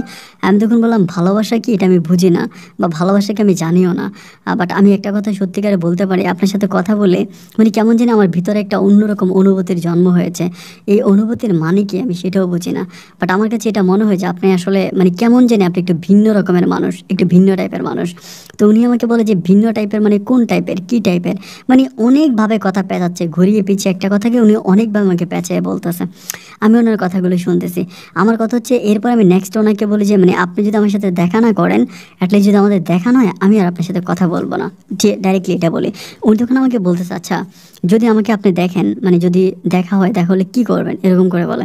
আমি বললাম কিছু না, যে যার সাথে এতদিন ধরে কথা বলতেছে তাকে দেখলাম, এবং দেখার পর আমার অতিরিক্ত, উনি বলে আমি দেখা করতে পারি, একটা শর্ত আছে আমাকে বলে। আমি তখন বললাম ঠিক আছে, আপনার সব শর্তে আমি রাজি আছি, আপনি যদি আমাকে বলেন যে কি। উনি তখন আমাকে বলে যে আমি দেখা করতে পারবো একটা শর্তে, আপনি যদি আমাকে ভালোবাসেন, যদি আমার সাথে আপনি প্রেম করেন। আমি তখন বললাম যাকে আমি দেখিই নাই, যার সম্বন্ধে জানিই না, কোনো কিছু বুঝিই না, তার সাথে কেন প্রেম করব। উনি আমাকে বলে যদি এই শর্তে রাজি থাকেন তাহলে আমি আপনার সাথে দেখা করতে পারি, আদারওয়াইজ কিন্তু করবো না। আমি তখন বললাম আচ্ছা ঠিক আছে, মানে ওনাকে দেখার জন্য আমার ভিতরে অনেক কৌতূহল জন্মে গেছে এবং আমি জানি উনি হচ্ছে কক্সবাজারেই থাকে, উনি সেটাই বলছিল। তো সেজন্য আমি চিন্তা করলাম যে ঠিক আছে, উনি যেহেতু আমাকে ভালোবাসি বললি উনি দেখা করবে, আমি তাহলে ভালোবাসা বলে আমি তখন মিথ্যে মিথ্যে ওনাকে বলি যে ঠিক আছে আমি আপনাকে ভালোবাসি বা আপনার সাথে আমার রিলেশন, আপনি আমাকে দেখেন। এটা বলার পরেও উনি আমাকে ঘোরাচ্ছেন, আমার সাথে দেখা করে না। মানে ঘুরিয়ে ফিরিয়ে মানে এক এক দিন এক একটা এক্সকিউজ, আজকে শরীর খারাপ, কালকে বাবা বাসায়, পরশুদিন মা থাকবে না, মানে একটা না একটা অজুহাত দেখা উনি আর আমার সাথে দেখা করে না। দীর্ঘ 15 দিন কেটে যাওয়ার পর আমি তখন বুঝতে পারলাম যে মহিলা সম্পূর্ণভাবে ফেক। আমি তখন নিজেই তার সাথে কথা বলা বন্ধ করে দিলাম এবং উনি কল দিলে আমি কল ধরি না। বিগত একটা সপ্তাহ ধরে উনি প্রত্যেক দিন আমাকে 5টা 6টা 7টা 8টা 10টা করে কল দেয়, আমি আর ওনার কল রিসিভ করি না। 10 দিন পরে মানে আমি চিন্তা করলাম যে একটা মানুষ এতগুলো কল দিচ্ছে, মেবি কোনো ইম্পর্টেন্ট কথা বলবে। 10 দিন পরে আমি ওর কলটা রিসিভ করার পর আমাকে বলতেছে যে মিলন আপনি এতদিন ধরে আমার কলটা কেন ধরলেন না, মানে কেন কলটা ধরেন? আমি বললাম আমার ইচ্ছে হচ্ছিল না, মানে আপনাকে যেটা বলি আপনি তো আমার এই কথা শোনেন না, আমি দেখা কেন করব, মানে আপনি আমার সাথে দেখা করতে রাজি হন না, সো যার সাথে আমার দেখাই হবে না তার সাথে আর ফোনে কথা বলে কী হবে?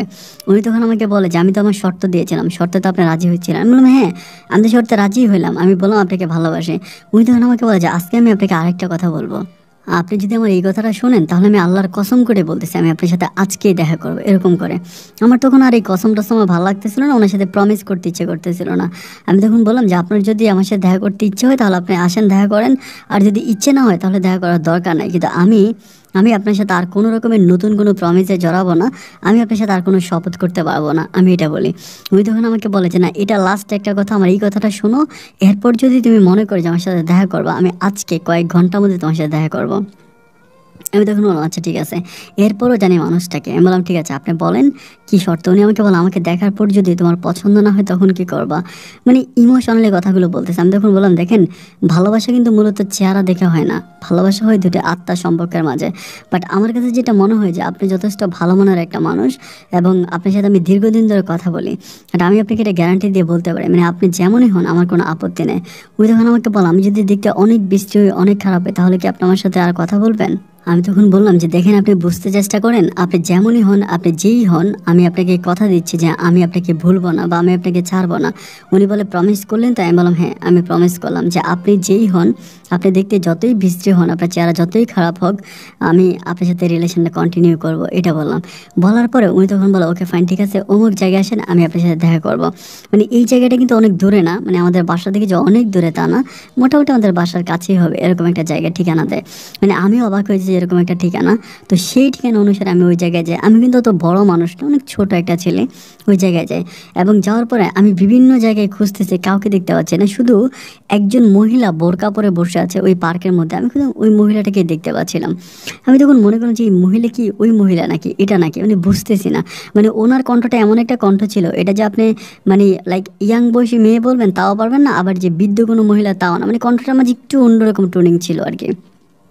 বাই দ্য ওয়ে এরপরে আমি ওই মানে মহিলাটার পাশে বসলাম, বসে আমি তখন তার নাম্বারে কল দিচ্ছিলাম। কল দিলে আমি দেখলাম যে ওই মহিলার ফোন বাজতেছে, মানে ওই মহিলা মানে ফোন বাজতেছে ওনার। আমি তখন চিন্তা করতেছি কী ব্যাপার, মানে ওনার ফোন বাজতে। আমি তখন কাছে গিয়ে বললাম যে আপনি কি আশা বলতেছেন, আপনি কি আশা? এরপর আমার দিকে তাকিয়ে বলতেছে যে হ্যাঁ আমি আশা। মানে এভাবে চোখগুলোর দিকে তাকায় বলতেছে, পরে বলে যে আপনি একটু ওই দিকে আসেন, মানে পার্কের একটা লাইক একটা সিকিউরেট জায়গা আছে একটু কোণার মতো আর কি, ওখানে মানে খারাপ ছেলেমেয়েরাই বেশিরভাগ বসে, ওই জায়গার ভিতরে আমাকে নিয়ে যায়। আমাকে নিয়ে বলতেছে যে আমি কি বোরকার মুখোশ খুলবো? আমি তখন বললাম আমি তো হ্যাঁ আপনাকে দেখতে আসছি, যে বোরকার মুখোশ খুলবেন না? খুবভাবে বলার পরে উনি তখন বোরকার মুখোশটা খোলে এবং খোলার পরে আমি যেটা দেখতে পাই আমি পুরো অবাক হয়ে যাই। আমি দেখতে পাই উনি আর কেউ না, ইনি হচ্ছে আমার বাবার খুব ঘনিষ্ঠ একজন বন্ধু আছে, ওই বন্ধুর ওয়াইফ, যাকে আমরা আশা আন্টি বলে ডাকি। মানে আমার তখন আর মুখ থেকে কোনো কথা বেরোচ্ছিল না, আমি জাস্ট মানে স্লিপলেট হয়ে যাচ্ছিলাম, মানে সেন্সলেস হয়ে যাচ্ছিলাম, মানে বুঝতে পারতেছিলাম না। আমি তখন বললাম যে আন্টি আপনি? উনি আমাকে বলে যে তুমি আমাকে আন্টি বলতেছো কেন? আমি তখন বললাম যে আপনি আমার আব্বার ফ্রেন্ডের ওয়াইফ, তো আমি আপনাকে আন্টি বলবো না? উনি আমাকে বলে তোমার সাথে কিন্তু আমার এরকম কথা ছিল না বাবু। আমি বললাম যে কীরকম কথা ছিল? উনি বলে কথা ছিল এরকম যে আমি দেখতে যেমনই হই, আমি দেখতে যেই হই, তুমি আমার সাথে কন্টিনিউ করবা, এটা। আমি বললাম যে আচ্ছা ঠিক আছে, সব কিছুই মানলাম, কিন্তু আপনার বয়সে আমার বয়স কি যায়? আপনি তো আমার ডাবল বয়স, মানে আমার ডাবলতে থ্রি ডাবল বয়সে একটা মানুষ। উনি যখন আমাকে বলে যে শোনো, বয়স কখনো ভালোবাসাকে আটকাতে পারে না। যে যাকে ভালোবাসে সে তার কাছে চলে যায়। বয়স তো একটা সংখ্যা মাত্র। এটা এটা এটা মাথায় রেখো না, আমাকে এটা বলে। আমি তখন বললাম আপনি যাই বলেন, আপনার সব কথা আমি শুনলাম, মানলাম, বুঝলাম, কিন্তু আমার বাবার বন্ধুর ওয়াইফের সাথে আমি কীভাবে সম্পর্ক করব? এটা কি সম্ভব নাকি? উনি বলে তুমি কিন্তু কথা দিয়েছিলা, আমি দেখতে যেমনই হই, আমি যেই হই, তুমি কিন্তু আমার সাথে রিলেশন করবা। এটা কিন্তু তোমার প্রমিস ছিল, তো আমি জানি যে তুমি কখনো তোমার প্রমিস ভাঙতে পারো না। আমি তখন বললাম আচ্ছা ঠিক আছে, আমি আপনার সব কথাই শুনলাম, মানলাম, আমি আমি এখন উঠি। মানে উনি আমাকে খুবভাবে রাখতে চাইছিল, বাট আমি চলে আসি। আসার পরে উনি আমাকে আবারও ফোন দেয়, ফোন দিয়ে আমার সাথে কথা বলে। আমি কিন্তু এই ব্যাপারটা আমার বাবাকেও বলি না, বড় ভাই যে আছে মনির ভাই, মনির ভাইকেও বলি না, নিজের মতো করে। এভাবে কথা বলতে বলতে আমার ভিতরে আবারও কেমন জানি ওনার উপরে দুর্বলতা মানে শুরু করে, দুর্বলতা কাজ করে। করতে করতে আমি প্রায় 6 মাসের মতো ওনার সাথে টানা কথা বলি। একেবারে 6 মাস পর্যন্ত কথা বলার পরে উনি 6 মাস পর একদিন আমাকে বলছে যে উনি আমাকে বিয়ে করবেন। আমাকে বলে তুমি যদি রাজি থাকো তাহলে আমি তোমাকে বিয়ে করবো। তো আমি তখন বললাম যে আপনার তো, মানে আমি তখন তুমি করেই সম্বোধন করতাম। আমি বললাম যে তোমার তো হাজব্যান্ড আছে, এবং যতদূর জানি যে তোমার একটা সন্তানও আছে, তো আবার তোমার বোনও তোমার সাথে থাকে, তো কেন, মানে আমাকে কেন বিয়ে করবা? ও আমাকে বলে আমার হাজব্যান্ডের কাছে আমি মূলত শান্তি নেই, যদি শান্তিতে থাকতাম তাহলে আমি তোমার কাছে যাইতাম না। আমি তখন মানে এখানে আরেকটা কথা আমি বলতে ভুলে গেছিলাম। সেদিন কিন্তু আমি তাকে জিজ্ঞেস করেছিলাম যে আপনি আমার ফোন নাম্বারটা কোথায় পাইছেন বা কীভাবে কি হয়েছে। সে আমাকে বলেছিল যে আমার নাম্বারটা সে বাসা থেকেই নিছে, আমাকে দেখে তার ভালো লাগছে, পছন্দ হয়েছে, আমার ভাইয়ের কাছ থেকে নাকি আমার নাম্বার নিছে, এবং এটা নাকি আমার ভাইয়া তাকে নাম্বার দিয়েছে এই জন্য। তো আমি তখন বললাম, এরপর উনি এটাও, আমি ওনাকে এটাও জিজ্ঞেস করলাম যে রাতের বেলা আমি কল দিলে কোনো পুরুষ রিসিভ করতো? উনি বলে এটা নাকি আমার হ্যালো সলিউশন ছিল। উনি বলে আমার নাম্বারটা কোনো পুরুষই ইউজ করে না, নাম্বারটা আমি ইউজ করি, এটা তোমার ভুল ধারণা, আমার নাম্বারটা কোনো পুরুষ ইউজ করে না। মানে ওনার কথাগুলো ছিল এরকম একটা কথা, উনি যেটা বলতে স্ট্রেট ফরওয়ার্ড বলতো, এরকম আর কি, মানে সোজা সাপটা মিথ্যে বলতে পারতো এমন। তাই আমি বললাম আচ্ছা ঠিক আছে ফাইন। এরপরে এভাবে যাই যেতে উনি আমাকে বলছে যখন বিয়ের কথা বলে, তো যখন বিয়ের কথা বলে আমি তখন বললাম যে ঠিক আছে তাহলে আমি মানে ভেবে চিন্তে দেখি ওরকম করে। বাট আমি তার কাছ থেকে সরতে পারতেছি না, কিন্তু মানে ওনাকে আমার অত্যন্ত ভালো লাগতেছে, কোনোভাবে ওনার কাছ থেকে সরতে পারতেছি না। অ্যান্ড কয়েকদিন পরে আমি জানি না আমি কীভাবে ওনার সমস্ত প্রস্তাবে রাজি হয়ে গেলাম। এবং রাজি হয়ে যাওয়ার পরে উনি তখন আমাকে একটা কাজে অফিসে নিয়ে, আমার বিয়ের বয়সটাও কিন্তু ওই সময় হয় নাই, উনি আমাকে বিয়ে করে। কাজীকে টাকা টুকা দিয়ে আমার জন্ম সনদের হচ্ছে মেয়াদ ভাড়ায়, জন্ম সনদের মেয়াদ ভাড়ায় তারপরে উনি আমাকে বিয়ে করে। তো সব কিছুই ঠিক আছে, বিয়ে শাদী করে। আমি তখন ওনার সাথে কথাবার্তা বলি, উনি আমার সাথে কথাবার্তা বলে, তো সব কিছুই ঠিক আছে, কোনো প্রবলেম নাই। উনি একটা মানে উনি ওনার মানে ওনার বোনের সাথে থাকতো একটা বাসা, ওনার ফ্যামিলির সাথে। অ্যান্ড ওনার হাজব্যান্ডকে আরে মাঝে কিন্তু উনি ছেড়ে দেয়। আর এই হাজব্যান্ডকে ছেড়ে দিলে ওনার হাজব্যান্ড কিন্তু আমাদের বাসায় আসে খুব কান্নাকাটি করে আমার বাবা মায়ের কাছে, যে আমাকে অনেক মানে ওনাকে অনেক ভালোবাসছিল, এটা সেটা অনেক কিছু বলে। আমার বাবা মা মানে ওনাদের মতো করে ওনাকে সান্ত্বনা দেয়। কিন্তু সেই মুহূর্ত পর্যন্ত আমার বাবা মা কেউই জানতো না যে আমি আশাকে বিয়ে করেছি, বা আশার সাথে আমার এই ঘটনাগুলো ঘটেছে, আমি ওনাকে বিয়ে করেছি, এটা কিন্তু আমার বাবা মা কেউ জানতো না। সময়গুলো ঠিক এভাবেই সামনের দিকে অতিবাহিত হচ্ছিল, দিন আর রাতগুলো এভাবেই কাটতে কাটতে একটা পর্যায়ে আমি খুব খেয়াল করে দেখি যে আশা আমাদের ঘরে আসার জন্য, মানে আমাদের ফ্যামিলিতে ঢোকার জন্য খুব একটা আগ্রহ দেখাচ্ছে, যে আমি কেন আমার বাবার বাড়িতে থাকবো, আমি তোমাকে বিয়ে করছি, তোমার ফ্যামিলিতে যাব, মানে এটা সেটা বলে বিভিন্নভাবে আমার ফ্যামিলিতে আসার জন্য ট্রাই করতেছে। তো আমি তখন তাকে বললাম যে দেখো আসলে মানে আমার ফ্যামিলি এমনিতে অনেক হট হয়ে আছে, তারা যদি এই ব্যাপারটা ডিটেলসে জানতে পারে তাহলে কিন্তু আমার অনেক ক্ষতি করবে, তুমি বুঝতে চেষ্টা করো না। ও আমার কোনো কথাই শুনতে রাজি নেই। আমি কোনো কথা বললে ও প্রচণ্ড রকমের রেগে যায়, আমার সাথে মিসবিহেভ করে। যাই হোক, এভাবে সময়গুলো কাটতেছে, কাটতে কাটতে একটা পর্যায়ে আমার বড় ভাইয়ের বিয়ে ঠিক হয়, মানে মনির ভাইয়ের বিয়ে ঠিক হয়। ভাইয়ের বিয়ে ঠিক হয় এক জায়গায়। তো ওই বিয়ে নিয়ে আমি আসলে মোটামুটি একটু চরম পরিমাণে ব্যস্ত হয়ে যাই, মানে খুব একটা সময় দিতে পারি না, আমি খুব একটা আশাকে সময় দিতে পারি না। ওই বিয়েটা নিয়ে আমি খুব দৌড়াদৌড়ি করতে থাকি, যেহেতু আমি বাসার ছোট ছেলে, আমার উপরে অনেক দায়িত্ব পড়ে, ওই দায়িত্বগুলো পালন করতে যাচ্ছিলাম। এমন করে যখন আমি আশাকে ঠিকমতো সময় দিচ্ছিলাম না, ও তখন করে কি হুট করে আমার ফ্যামিলিতে চলে আসে। এটা আমার ভাইয়ার বিয়ের লাইক 1 সপ্তাহ পরের ঘটনা আমি বলতেছি, 1 সপ্তাহ পরে আমাদের বাসায় চলে আসে। এবং বাসায় আসার পরে তখন বাসার মধ্যে তো অনেক নতুন মেহমান, যেহেতু ভাইয়া বিয়ে করছে, সেক্ষেত্রে সব মানুষের সামনে আসা তখন এগুলো বলতেছিল যে তাকে আমি বিয়ে করছি, টাইম দিচ্ছি না, তার পরিবারে যাচ্ছি না, মানে এমনভাবে আমাকে ফাঁসাই দিল। ঠিক ওই মুহূর্তে আমার বাবা জায়গায় অসুস্থ হয়ে গেল, মানে একদম শুয়ে গেল, লাইক হার্ট অ্যাটাক করার মতো অবস্থা। বাবাকে সবাই হসপিটালে নিয়ে গেল, বাবা হসপিটালে, এবং আমার মা সেই মুহূর্তে আমাকে ঘাড় ধাক্কা দিয়ে ঘর থেকে বের করে দিল। এবং বের করে দেওয়ার সময় একটা কথাই বললো যে তুই ফকিন্নির ছেলে, তোর জায়গা হচ্ছে ফুটপাতে, এই রাজপ্রাসাদে না। এটা বলে যখন বের করে দিল, আমি তখনও আশার উপরে কিন্তু কোনো রাগ করতেছি না। আমি ভাবতেছিলাম যে আশা যেটা করছে আমাকে পাওয়ার জন্যই করছে, আমাকে ভালোবেসেই করছে। আমি তখন নীরবে আশার হাত ধরে আশার ফ্যামিলিতে চলে যাই। আশার ফ্যামিলিতে চলে যায় এবং ওখানে বাবা কিন্তু তখনও হসপিটালেই থাকে। ওই ফ্যামিলিতে আমি প্রায় 15 থেকে 20 দিনের মতো থাকি। কিন্তু আমার কাছে মনে হয় না যে ফ্যামিলিতে একটা স্বামী মানে একটা জামাইকে যে পরিমাণে সম্মান দেওয়া উচিত তার বিন্দুমাত্র সম্মান ওই পরিবারের কেউ আমাকে দিচ্ছে। আমাকে একটুও মূল্যায়ন করতেছে না, অসম্মান অপমান অবজ্ঞা করে যাচ্ছে। এক পর্যায়ে আমি তখন রাগ করে ওই পরিবার থেকে আবারও চলে আসি। আবার চলে এসে আমি নতুন একটা বাসা ভাড়া করি। সে বাসায় আমি আশাকে নিয়ে থাকি। দীর্ঘ 1.5 মাস এভাবে কাটেন। 1.5 মাস পরে আমার বাবা হঠাৎ করে সুস্থ হয় এবং সুস্থ হওয়ার পরে বাবা বাসাতে মারা যায়। আমি জন্মের পর থেকে বাবা মা দুজনকে পেয়েছিলাম। যদি তারা সত্যিকার অর্থে আমার বাবা মা ছিল না, পেয়েছিলাম একটা বড় ভাই। কিন্তু বাবাটা আমার কাছে আমার জান্নাত ছিল, আমার বেহেশত ছিল। আমি ওই বাবাকে হারার পর থেকে আমি দৌড়িয়ে বাবার লাশ দেখার জন্য গিয়েছিলাম, কিন্তু আমার মা আমাকে আমার বাবার লাশটা পর্যন্ত দেখতে দেয় না, বাবার কাছে পর্যন্ত আমাকে ভিড়তে দেয় না। ঘরের ওই বাসার সামনে থেকেই আমাকে কুকুরের মতো ধুর করে তাড়িয়ে দিয়েছে। মহল্লার প্রত্যেকটা মানুষ আমার কবরে মাটি দিতে পারলেও আমি আমার বাবার কবরে মাটি দিতে পারি নাই। কান্না করতে করতে তখন ওখান থেকে চলে আসি। যাই হোক, ওখান থেকে চলে আসার পরের সময়গুলোকে একটু ভিন্নভাবে পরিচালিত করতে শুরু করি। পরিবারে কারোর সাথে আর খুব একটা কথা বলি না, কারো কাছে যাই না, নিজের মতো করে আশাকে নিয়ে কাটতেছি। বাবা মারা যাওয়ার কয়েকদিন পরে মনির ভাই আমাদের বাসায় আসে। মনির ভাই আমাদের বাসায় আসে এবং উনি আসার সময় আমার জন্য অনেকগুলো টাকা নিয়ে আসে। এরই মাঝে কিন্তু আশা কিন্তু বুঝে গেছে যে আমি আমার পরিবারে আসলে মূলত কে। আমি আমার পরিবারের যে সন্তান না, আমি যে পরিবারে আমি যে কাজের মহিলার সন্তান, এটা কিন্তু আশা বুঝে গেছে। আশা বুঝার পরেও কিন্তু আশা আমার সাথে খুব ভালো করেই সংসার করতেছে, কোনো প্রবলেম নাই। এতে মনির ভাই যখন আমাদের বাসায় আসে, আসার পরে ভাই আমাকে তখন অনেকগুলো টাকা দেয়। অনেকগুলো টাকা দিয়ে বলতেছে যে তুই একটা ব্যবসা বাণিজ্য স্টার্ট কর, এসব নিয়ে চিন্তা না করে নিজের মতো করে থাকতে শুরু কর। ভাই আমাকে এগুলো বলে। আমি বললাম আচ্ছা ঠিক আছে, তুমি টেনশন করো না, তুমি থাকো। এভাবে দিন আর রাতগুলো কাটতে কাটতে আরও প্রায় এখানে 1 বছরের মতো কেটে যায়। 1 বছরের মতো কেটে যায়। এতে আমি অনেকবার বেবি নেওয়ার জন্য ট্রাই করি, কিন্তু আশা আমাকে বলছে যে তোমার এখন তেমন কোনো ভালো ইনকাম নাই, ইনকাম সোর্স ভালো না, তুমি এখনই বেবি নিয়ে কী করবা, বেবি পরেও নেওয়া যাবে, এটা সেটা বলেও আমাকে ঘোরাচ্ছে। আর এরই মাঝে আমার মনির ভাইয়ের ঘরে কিন্তু একটা মেয়ে সন্তান হয়েছে, মানে মনির ভাইয়ের ওয়াইফের ঘরে একটা মেয়ে সন্তান হয়েছে। তো ওই মেয়ে সন্তানটাকে মনির ভাই মাঝে মাঝে আমাদের বাসায় আসে। এবং আমাদের সাথে প্রচুর মজা মাস্তি করে, অনেক আনন্দ ফুর্তি করে।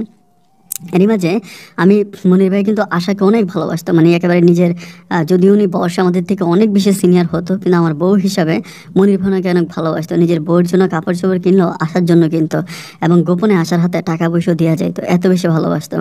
সময়গুলো এভাবে কাটতে কাটতে আমি তখন কী করি, কক্সবাজারে একটা মিনি রেস্টুরেন্টের ব্যবস্থা করি। একটা মিনি রেস্টুরেন্টের সাথে কথাবার্তা বলি, মিনি রেস্টুরেন্টটা দিব, এরকম একটা প্ল্যানিং।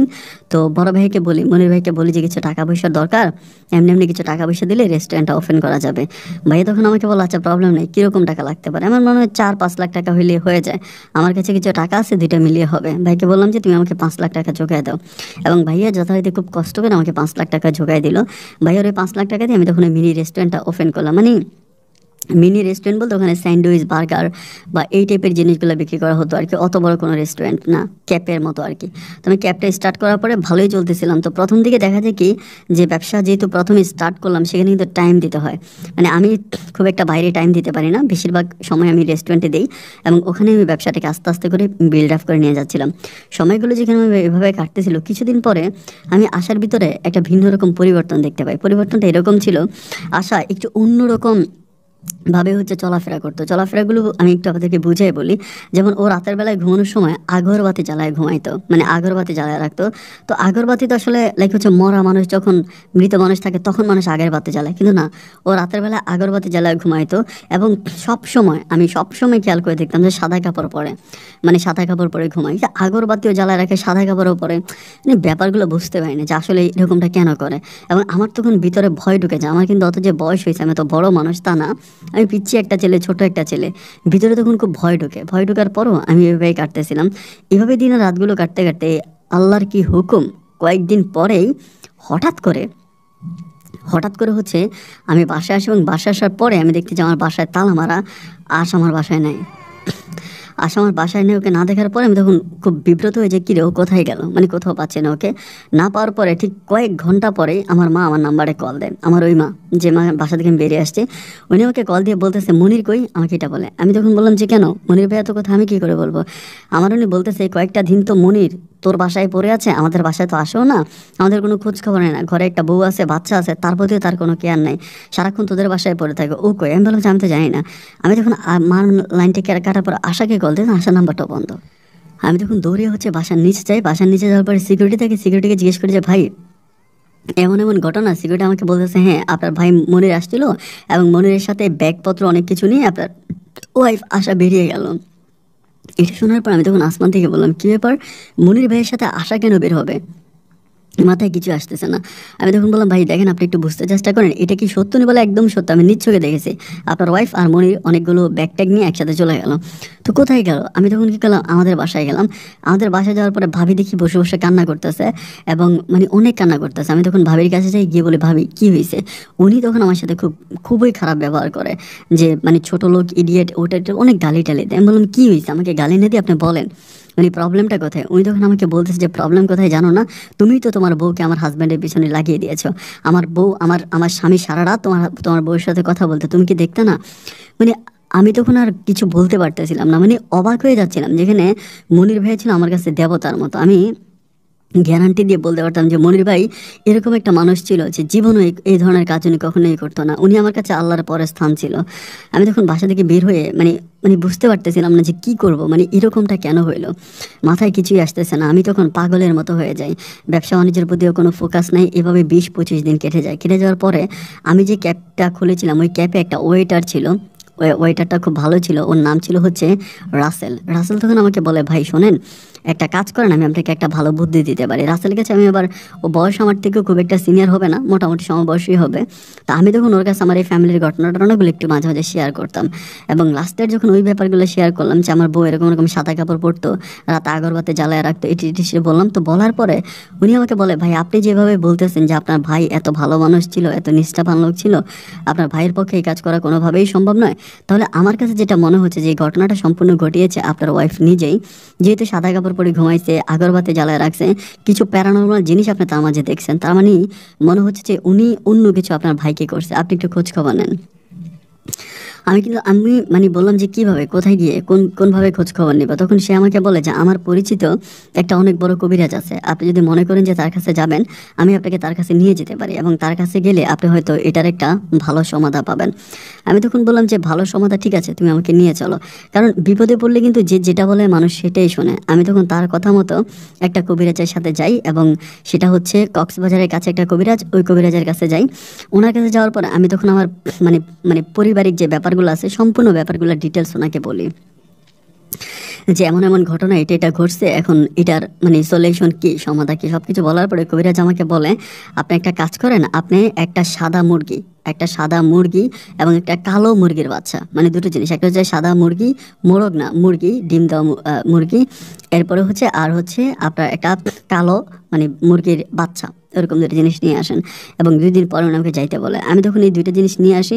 নিয়ে আসার পরে উনি তখন একটার মধ্যে মানে সাদা যে মানে মোরগটা আছে, মুরগিটা আছে, ওইটার মধ্যে উনি তখন কি করে আমার ওয়াইফ যে আছে তার নামটা লেখে এবং কালো যে ছোট্ট হচ্ছে মুরগির বাচ্চাটা আছে ওইটার মধ্যে উনি তখন আমার ভাইয়ার নাম লেখে।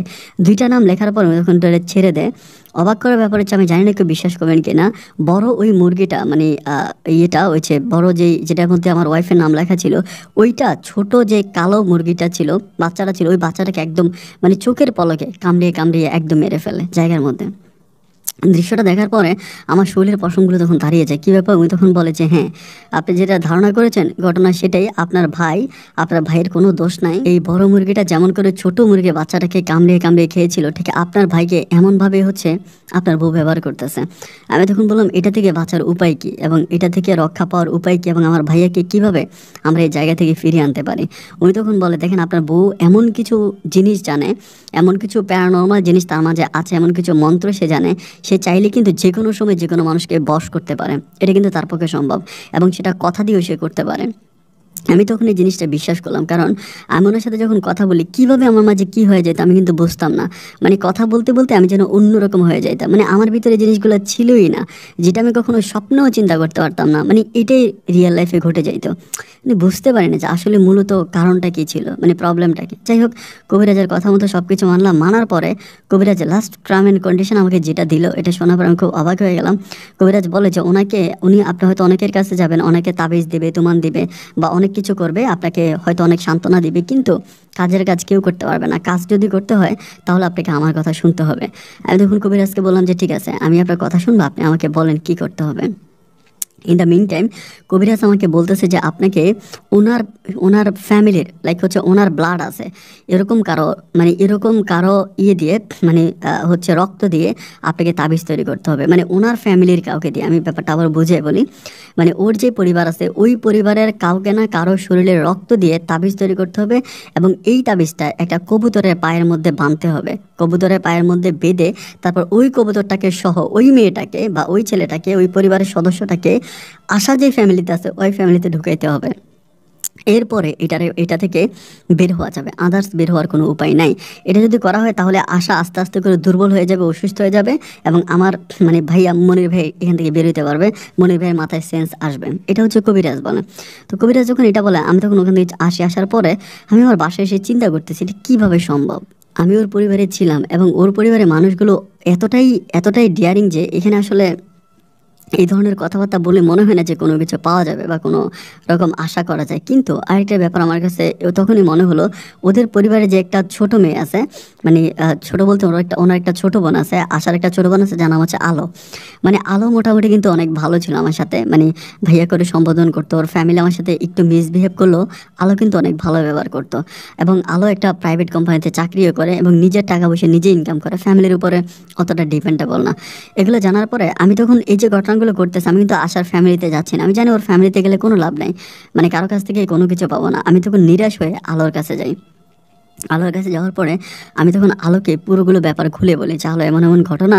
সব কিছু বলার পরে আলো তখন আমাকে বলে যে ভাইয়া আপনি কথাটা ঠিক বলছেন, আমার আপু কিন্তু এই প্যারানর্মাল ব্যাপারগুলো আগে রিসার্চ করতো, এবং আমার আপুর বিয়ে হওয়ার আগেও কিন্তু আমার আপু অনেক রকমের জিন ভূতে যদি ধরতো এগুলো মানে সারাইতো, এবং আপু কিন্তু মোটামুটি এই জিনিসগুলো অনেক ভালো পারে। এবং লাস্ট পর্যন্ত আমার বাবা মানে মানে রাতে ঘুমাইতে পারতো না, আমাদের ঘরে বিভিন্ন রকমের হন্টেড টাইপের জিনিস বাবা দেখতে পাইতো, যে কেউ সাদা কাপড় পরে বসে আছে বা রাতের বেলায় কেউ এসে ডাকতেছে। এই জিনিসগুলো যখন বাসার ভিতরে ভাবতে শুরু হলো, একটা পর্যায়ে আমার বাবা কি করে আপুকে আমার বাবার মাথায় হাত দিয়ে শপথ করে বলে যে আজকের পর থেকে এই ধরনের কাজ আর তুই কখনোই করবি না, প্যারানর্মাল টর্মাল এগুলো সব ছেড়ে দিবি, তুই ভালো পথে চলে আসবি। এগুলা আমার বাবা হচ্ছে আপুকে বোঝায়, এবং বোঝানোর পরে দেন আপু হচ্ছে এগুলো ছেড়ে বিয়ে বসে যায়। তবে আমার কাছে মনে হচ্ছে আপনার কথা শুনে আপু মনে হয় এগুলো আবারও রিসার্চ করতে শুরু করছে। আমি তখন বুঝে যাই ওই কবিরাজের কথা আর আলোর কথা কিন্তু পুরোপুরি মিল। দ্যাট মিনস এটাই পয়েন্ট। আমি তখন আলোকে বললাম যে আলো তুমি কিছু একটা করার জন্য চেষ্টা করো, তুমি চাইলে অনেক কিছুই করতে পারবা। ও তখন আমাকে বলতেছে ভাই দেখেন আমি আমার ফ্যামিলির এগেনস্টে গিয়ে কোনো কিছুই করতে পারবো না, আর আশা আপু অলরেডি এখন আমার ফ্যামিলির সাথে জড়িত আছে, আমার ফ্যামিলি সবার সাথে উনি কথা বলে, ওনার সাথে সবার অনেক ভালো সম্পর্ক, মানে অ্যাটলিস্ট আমি এটা করতে পারবো না, আমার পক্ষে এটা সম্ভব না। আমি তখন তার হাতে পায়ে পর্যন্ত ধরি, কিন্তু সে কোনোভাবে আমাকে অ্যাকসেপ্ট করে না। নিরুপায় হয়ে পরিশেষে ওখান থেকে চলে আসি। চলে আসার পরে ওই কবিরাজের কাছে আবারও যাই, কবিরাজের কাছে আবারও গিয়ে বলি যে মানে ওনাকে সম্বোধন করে বলি যে দেখেন আমার পক্ষে তো এটা সম্ভব হয় না তার ফ্যামিলির কাউকে কিছু করানোর জন্য। উনি আমাকে বলে আপনি অন্য কোনো কবিরাজের কাছে যান, দেখবেন আপনাকে বলবে 5 লাখ 10 লাখ টাকা দিলে আপনার বউকে আপনার কাছে এনে দিবে, আপনার বউ আপনার ভাইকে ছেড়ে দেবে, কিন্তু দেখবেন পরিশেষে কিছুই হবে না। আমি আপনার কাছ থেকে টাকা চাচ্ছি না, টাকা কি চেয়েছে, টাকা তো চাই নাই, কিন্তু আপনাকে এটা করতে হবে, এটা ছাড়া আমি অন্য কোনোভাবে আপনাকে এনে দিতে পারবো না।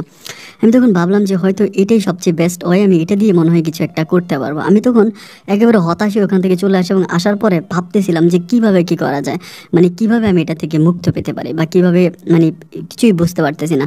আর এরই মাঝে সবচেয়ে বড় যে সমস্যাটা হচ্ছে আমার ভাইয়ার অ্যাকাউন্টে যে পরিমাণে টাকা ছিল, ভাইয়া ওই টাকাগুলো সম্পূর্ণ উঠাই ফেলতেছে। এবং আমরা খবর পাইলাম মানে ভাইয়া আর আল আশা হচ্ছে ইয়েতে আছে, চট্টগ্রামে আছে, ওইখানেই পড়ে আছে, ওইখানে আছে। এবং ভাইয়া তার অ্যাকাউন্টের সব টাকাগুলো উঠাই ফেলতেছে। ভাইয়ার অ্যাকাউন্টের যে ম্যানেজার ছিল, ম্যানেজারের সাথে আমার মায়ের সম্পর্ক ভালো ছিল।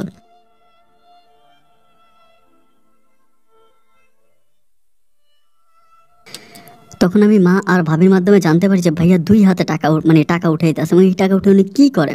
কোনো কিছু আসতেছে না, সময়গুলো এভাবে কাটতেছে। এরই মাঝে আমার যে ভাবি ছিল, আমার ভাবি এগুলো নিতে পারতেছিল না, কারণ এগুলো তো আস্তে আস্তে মানুষে মানুষে জানাজানি হয়ে যাচ্ছে, লোক মারফতে এগুলো বলা বলি হচ্ছে। একটা পর্যায়ে ভাবি তখন একেবারে নিরাশ হয়ে রাগ করে ভাবির যে মেয়েটা ছিল ওই মেয়েটাকে নিয়ে আমার ভাইয়াকে নিজেই ডিভোর্স করে বাড়ি থেকে চলে যায়। মা তখন অন্ধকারে ঢেকে পড়ে। ঠিক সেই মুহূর্তে মা আমাকে বাসায় ডাকে। মা আমাকে বাসায় ডাকেছে কারণ মায়ের আশেপাশে তখন আর কেউ রইলো না। মা আমাকে ডাকে, আমি তখন মায়ের পাশে যাই। পাশে যাওয়ার পর মা আমাকে বলে, কিভাবে কি করা যায় বাবা, তুই একটা কিছু কর। মা তখন আমার কাছে একদম নত হয়ে যায়, একেবারে নত হয়ে যায়। আমি তখন মাকে পুরো ব্যাপারগুলো খুলে বলি যে এমন এমন ঘটনা, এই ঘটনাটা ঘটছে। এরপরে মা করে কি, যে বলে যে আলো যে মেয়েটা আছে ওই মেয়েটাকে আমার বাসায় ডাক। 2 দিন পরে আমি তখন আমার শালি আলোকে আমাদের বাসায় ডাকি। ডাকার পরে আমার মা ডিরেক্টলি গিয়ে আলোর পায়ে ধরে কান্না করে ফেলে। একদম কান্না করে, মানে একদম খুবই কান্না করে বলতেছে যে আমি আমার স্বামীকে হারিয়েছি, আমার সন্তানটাকে হারাতে চাই না, তুমি যেভাবে হচ্ছে মানে মিলন যেভাবে বলছে ওভাবে কাজটা করে দাও। মানে খুবই কান্নাকাটি করো, অতিরিক্ত কান্নাকাটি করো। এমনভাবে কান্নাকাটি করতে করতে আলহামদুলিল্লাহ একটা সময় আলোর মন গলে যায়। আলো তখন বলে, আচ্ছা ঠিক আছে আন্টি, আপনি কান্নাকাটি করেন না, আমি ঠিক আছে দেখে যাক কী করা যায়, আমাকে কি করতে হবে। আমি তখন বললাম, তোমাকে কিছুই করতে হবে না, শুধু তোমার শরীরে আমাকে একটু রক্ত দিতে হবে, এবং রক্ত দেওয়ার পরে ওই রক্ত দিয়ে একটা কবিরাজ আমাকে বলছে যে একটা কবুতরের পায়ে হচ্ছে মানে তাবিজ বেঁধে দেবে। ওই তাবিজটা নিয়ে মানে কবুতরটাকে নিয়ে তোমার ওই ফ্যামিলিতে যেতে হবে। ফ্যামিলিতে যাবা, এবং ওই মানে ফ্যামিলিতে ঢোকার পরে, মানে ঘরে ঢোকার আগেই তুমি কবুতরটাকে ছেড়ে দিবা। মানে জাস্ট ঘরে ঢোকার আগেই কবুতরটাকে ছেড়ে দিবা। এরপরে যা করার ওই কবুতরে করবে, আর তুমি জাস্ট ওই ফ্যামিলিতে থাকবা, আর কিছুই না। ও তখন আমাকে বলে যে আপনার কি মনে হয় আশা আপুকে ওনার ফ্যামিলিতে আমাকে থাকতে দিবে? আমি বললাম থাকতে দিবে, তুমি কোনো চিন্তা করো না, যেভাবে বলছে তুমি এভাবে কাজ করো। এইভাবে কথাবার্তা বলার পরে তখন ও বলে আচ্ছা ঠিক আছে। ও তখন রাজি হয়। রাজি হলে আমি তখন হচ্ছে ডাক্তার নিয়ে আসি এবং ইঞ্জেকশন দিয়ে ওর শরীর থেকে রক্ত বের করি। সেই রক্ত নিয়ে আমি কোনো রকমের মানে টাইম ওয়েস্ট না করে, সময় নষ্ট না করে আমি দৌড়ে হচ্ছে কবিরাজের বাড়িতে যাই, এবং কবিরাজের বাড়িতে গিয়ে আমি তখন ওই ব্লাড দিই। দেওয়ার পরে কবিরাজ আমাকে সব কিছু বলে। ওই কবিরাজ তখন হচ্ছে একেবারে নিষ্কালা, একেবারে কালো টাইপের একটা কবুতর থেকে এনে উনি তখন ওখানে আমার সামনে বসে কবুতরের রক্ত এবং এই রক্ত, এবং ওনার এখানে থাকে আরেকটা লাইক হচ্ছে একটু পাগল টাইপের একটা লোক আর কি, মানে পাগলই একরকম। ওই পাগলের শরীর থেকে উনি রক্ত নেয়, 3টা রক্ত মিলিয়ে দেন উনি তখন হচ্ছে একটা তাবিজ বানায়। মানে তাবিজটা বানায় বলতে কি জানি, লেখার পরে রক্তের মধ্যে কাগজটা চুবাইয়া দেয়, মানে ভিজিয়ে দেয়। ভিজিয়ে দিলে কাগজটা একদম ভিজে যায়, ভিজে একদম পোটলার মতো করে ফেলে, করে তারপর তাবিজের মধ্যে ঢুকেছে। আমি নিজের চোখে দেখলাম। ঢুকে এরপর উনি এটার উপরে মোম দিয়ে দেয়, দিয়ে আমাকে বলে যে এই তাবিজটাই এই কবুতরটার পায়ের মধ্যে বাঁধেন। আমি তখন খুব শক্ত করে বাঁধি, একদম স্ট্রংলি বাঁধার পর আমাকে বলে এটা নিয়ে যান, কবুতরটাকে মানে একটা বক্সের মধ্যে দিয়ে বলে এটা নিয়ে যান, এভাবে আপনি কাজ করেন। তো যেমন কথা তেমন কাজ, ওই কবুতরটাকে নিয়ে দেন আমি তখন হচ্ছে আমাদের বাসায় আসি। বাসায় আসার পর আলো কিন্তু সেই মুহূর্ত পর্যন্ত আমাদের বাসায় থাকে, আমাদের বাসা থেকে যায় না, আমাদের বাসা থেকেও কিন্তু অফিস করে। মানে মায়ের কথা আলো সম্পূর্ণ মেনে নিয়েছে। অ্যান্ড পরিশেষে আমি তখন আলোকে নিয়ে হচ্ছে সব কিছু নিলাম, এবং ভাইয়ার যে ডিটেলস ওইটাও বের করলাম, বাসার ঠিকানা টোকানা সব কিছু বের করে আমি তখন আলোকে নিয়ে ওই কবিতরটাকে নিয়ে রওনা দিলাম কক্সবাজার থেকে চট্টগ্রামের উদ্দেশ্যে। চট্টগ্রামে আমার ভাইয়া হচ্ছে বন্দর টিলা বলতে একটা জায়গা আছে, ওই জায়গার ভিতরে থাকতো। দেন আমি বন্দর টিলাতে চলে যাই। ওখানে যাওয়ার পরে ভাইয়ার বাসা ঠিক একটু আগে আমি তখন আলোকে নামাই দিই। আমি তখন ওখানে আলোকে নামাই দিয়ে আমি কিন্তু আর আসতেছি না, আমি তখন ওখানেই একটা বাসা ভাড়া করি, যে কী হবে না হবে আমি এটা এখানেই দেখে ছাড়বো। আর এই দিক তো ব্যবসা বাণিজ্য সব শেষ। আমি যে ক্যাপে নিয়েছিলাম এটাও প্রায় বন্ধের পথে, যেহেতু চালাইতে পারতেছি না। আমার বাবার যেই ঐতিহ্যবাহী ব্যবসা ছিল, যেটা ভাইয়া সামলাতো, আমাদের ওই মুদির দোকান, এটাও মোটামুটি বন্ধ হয়ে যাওয়ার পথে। আমাদের কাছে আছে শুধুমাত্র ওই বাড়িটা, যে বাড়িতে মা পড়ে আছে। আমি তখন করলাম কি যে ঠিক আছে ফাইন, ওকে বাসার মধ্যে ঢুকাই দিয়ে আমি তখন বাইরে ওয়েট করতেছিলাম কি করা যায়। ওর সাথে কিন্তু আমার ফোনে কন্ট্যাক্ট হচ্ছে, আলোর সাথে, মানে ফোনে কন্ট্যাক্ট হচ্ছে। আলো বলতেছে যে আমি ঠিকমতো আসছি, কোনো প্রবলেম নেই, এবং আপু আমাকে পেয়ে অনেক খুশি হয়েছে, আমাকে অনেক ভালো করে নিছে। আমি আপুকে বলছি আমি জব ছেড়ে দিয়েছি, আমি জব করবো না, আপুর বাসায় থাকবো, এগুলো কিন্তু আপু মানছে। আমি বললাম আচ্ছা ঠিক আছে, তুমি যেভাবে পারো এভাবে কাজ করো। এইভাবে প্রায় 1 সপ্তাহের মতো আলো ওই বাসায় থাকে। কিন্তু 1 সপ্তাহ পরেও আলোর বোন মানে আসার ভিতরে কোনো পরিবর্তন নাই। কোনো পরিবর্তন যখন আসতেছে না, তখন আমি কি করি, ওই কবিরাজের সাথে রাসেলের মাধ্যমে আবার যোগাযোগ করি। কবিরাজের সাথে যোগাযোগ করার পরে কবিরাজ আমাকে বলে যে আপনি এই আসেন, কক্সবাজারে আসেন, আপনার সাথে আমার কাজ আছে। আমি তখন আবারও চট্টগ্রাম থেকে কক্সবাজার আসি। আসার পরে উনি আমাকে আরও 2টা তাবিজ বানিয়ে দেয়। অ্যান্ড একটা বলে যে একটা তাবিজ আপনার বোন যে বালিশে ঘুমায় সে বালিশের ভিতরে রাখতে হবে, আর আরেকটা তাবিজ আপনার ভাই যে বালিশে ঘুমায় ওই বালিশের ভিতরে রাখতে হবে। মানে আমি তখন বুঝতে পারতেছিলাম না, যে তখন উনি নামও লিখে দেয়, তাবিজের উপরে নাম লিখে দেয়। একটা মধ্যে আমার ভাইয়ার নাম লিখে দেয়, একটা মধ্যে আমার মানে আমার ওই যে আমার ওয়াইফ এবং বর্তমানে আমার ভাইয়ের যে বউ আসার নাম লিখে দেয়। তো ঠিক আছে, 2টা তাবিজ নিয়ে আমি পুনরায় আবারও কক্সবাজার থেকে সে ঢাকার মানে চট্টগ্রামের উদ্দেশ্যে রওনা দিই। চট্টগ্রামে গিয়ে আমি আলোর সাথে দেখা করে আলোকে এগুলো দিই, তখন কিন্তু আলো ফুললি আমাকে সাপোর্ট করে। এরপরে আলো এগুলো নিয়ে যায়, নিয়ে গিয়ে আলো ওখানে দেয়। 2.5 মাস পরে হঠাৎ করে আমাদের বাড়ি থেকে কল আসে, আমার মা আমাকে কল দিয়ে বলতেছে ভাইয়া নাকি বাসায় চলে গেছে। ভাইয়া বাসায় চলে গেছে। আমি শোনার পর অবাক হয়ে যাই যে কী ব্যাপার, ভাইয়া বাসায় চলে গেল। আলোকে ফোন করে বলে আলো এমন এমন ঘটনা। আলো বলে হ্যাঁ আমি কয়েকটা দিন ধরেই কিন্তু এগুলো ফলো করতেছি, তোমার ভাইয়ার সাথে আমার আপুর কিন্তু খুবই ঝগড়া হইতেছিল, প্রচণ্ড রকমের ঝগড়া, কেউ কাউকে সহ্য করতে পারে না, দুজনের মাঝে অনেক ঝগড়া ঝাঁটি, অনেক ঝামেলা। আমি বললাম তাই নাকি? বলে হ্যাঁ তাই। এরপরেই মনে হয় ভাইয়া মনে হয় রাগ করে চলে গেছে। আমি বললাম ভালো হয়েছে আলহামদুলিল্লাহ। তো এরপরে আমি কি করে আলোকে নিয়ে সরাসরি আলোকে নিয়ে আমি তখন চট্টগ্রাম থেকে আবারও কক্সবাজারে আসি। আসার পরে আমরা বাসায় উঠে আলোকে উঠাই না, আলোর ফ্যামিলিতে যায়। এবং যেই আশা যে ছিল, আশা কিন্তু চট্টগ্রামেই থাকে। থাকার পরে বাসায় ওঠার পরে আমি ভাইয়াকে খুবভাবে বুঝাই, তুমি কী করলা, কেন করলা? ভাইয়া তখন কোনো কিছুই বলতে পারতেছে না। ভাইয়া তখন বলে আমি কিছুই বুঝতেছি না, কীভাবে কি হয়ে গেল, ঘটনা কি এটা সেটা। ভাইয়া অনেকভাবে কান্নাকাটি করে। আমি তখন বলি যে ভাবিও তোমাকে ছেড়ে চলে গেল বাচ্চাটার জন্য। ভাইয়া তখন খুবই মন খারাপ করে, মনে হয় কি যে ভাইয়া একটা নতুন পৃথিবী থেকে আসছে। আগে ভাইয়া অজ্ঞান ছিল এবং জ্ঞান ফিরে আসছে, এমন অবস্থা। খুবভাবে বুঝে যাই হোক ভাইয়া মোটামুটি একটু লাইনে আসে। আসার পরে ভাইয়া আবারও ব্যবসা বাণিজ্যের দিকে ফোকাস দেয়। আমি তখন বাসায় থাকি, দুই ভাই একসাথেই থাকি। থাকতে থাকতে এমত অবস্থা কিন্তু আবার আলো আমাদের ঘরে যাতায়াত করতেছে, আর আসার কোনো খবর নাই। চট্টগ্রাম থেকে আসা কোথায় গেছে, কোন জায়গায় গেছে, তার কোনো রকম সন্ধান কেউ দিতে পারে না। আমরা আসার সন্ধান করার জন্য চট্টগ্রামের ওই বাসায় পুনরায় আবারও গেছি, কিন্তু বাড়িওয়ালা বলে ওনার ভাড়াও দিছে, সব কিছু ঠিক আছে, বাসায় ফার্নিচার টার্নিচার সমস্ত কিছু আছে, তালা মেরে উনি জানি কোথায় চলে গেছে, ওনাকে আর পাওয়া যাচ্ছে না, উনি বাসায় নাই। যাই হোক, এরপর আলোকে নিয়ে আমি ওভাবেই পড়ে আছি, আমার ভাইকে নিয়ে ওভাবেই পড়ে আছে বাসায়। দেন আলো বাসায় যাতায়াত করে, আসা যাওয়া করে, সব কিছু চলতেছে। এমন অবস্থার ভিতরে আমার মা তখন বলতেছে যে আমার যেই ভাইয়া মনির ভাইয়া অনেকটা ডিপ্রেশনে চলে যাচ্ছে, সময় যত যাচ্ছে উনি প্রচুর পরিমাণে পাগলামি করতেছে, ডিপ্রেশন, টেনশন। এমত অবস্থা আমার মা বলতেছে যে একটা কাজ করি, আমরা মনিরকে বিয়ে করাই দিই, আরেকটা বিয়ে করাই। যেহেতু ওই বউ চলেই গেছে, বাচ্চাও চলে গেছে, তাহলে আর বউ বাচ্চার কথা চিন্তা না করে আমরা আরেকটা বিয়ে করাই। তো যখন বিয়ের কথা বলে আমি তখন বললাম হ্যাঁ ফাইন, ঠিক আছে, তাহলে বিয়ে করানো যায়, করাক। এরপরে ভাইয়াকে আমরা পুনরায় আবারও বিয়ে করাই, মনির ভাইকে আবারও বিয়ে করাই। এবং বিয়ে তো আমরা সবাই অনেক বেশি মজা মাস্তি করি, সব কিছুই করি। তখনও কিন্তু আলো আমাদের ঘরে আসা যাওয়া সব কিছু ঠিক আছে, বাট আশার কোনো খোঁজ খবর নাই। আশার ফ্যামিলিও কিন্তু জানে না যে আশা কোথায় গেছে, আলো নিজেও জানে না যে আশা মূলত কোথায় আছে।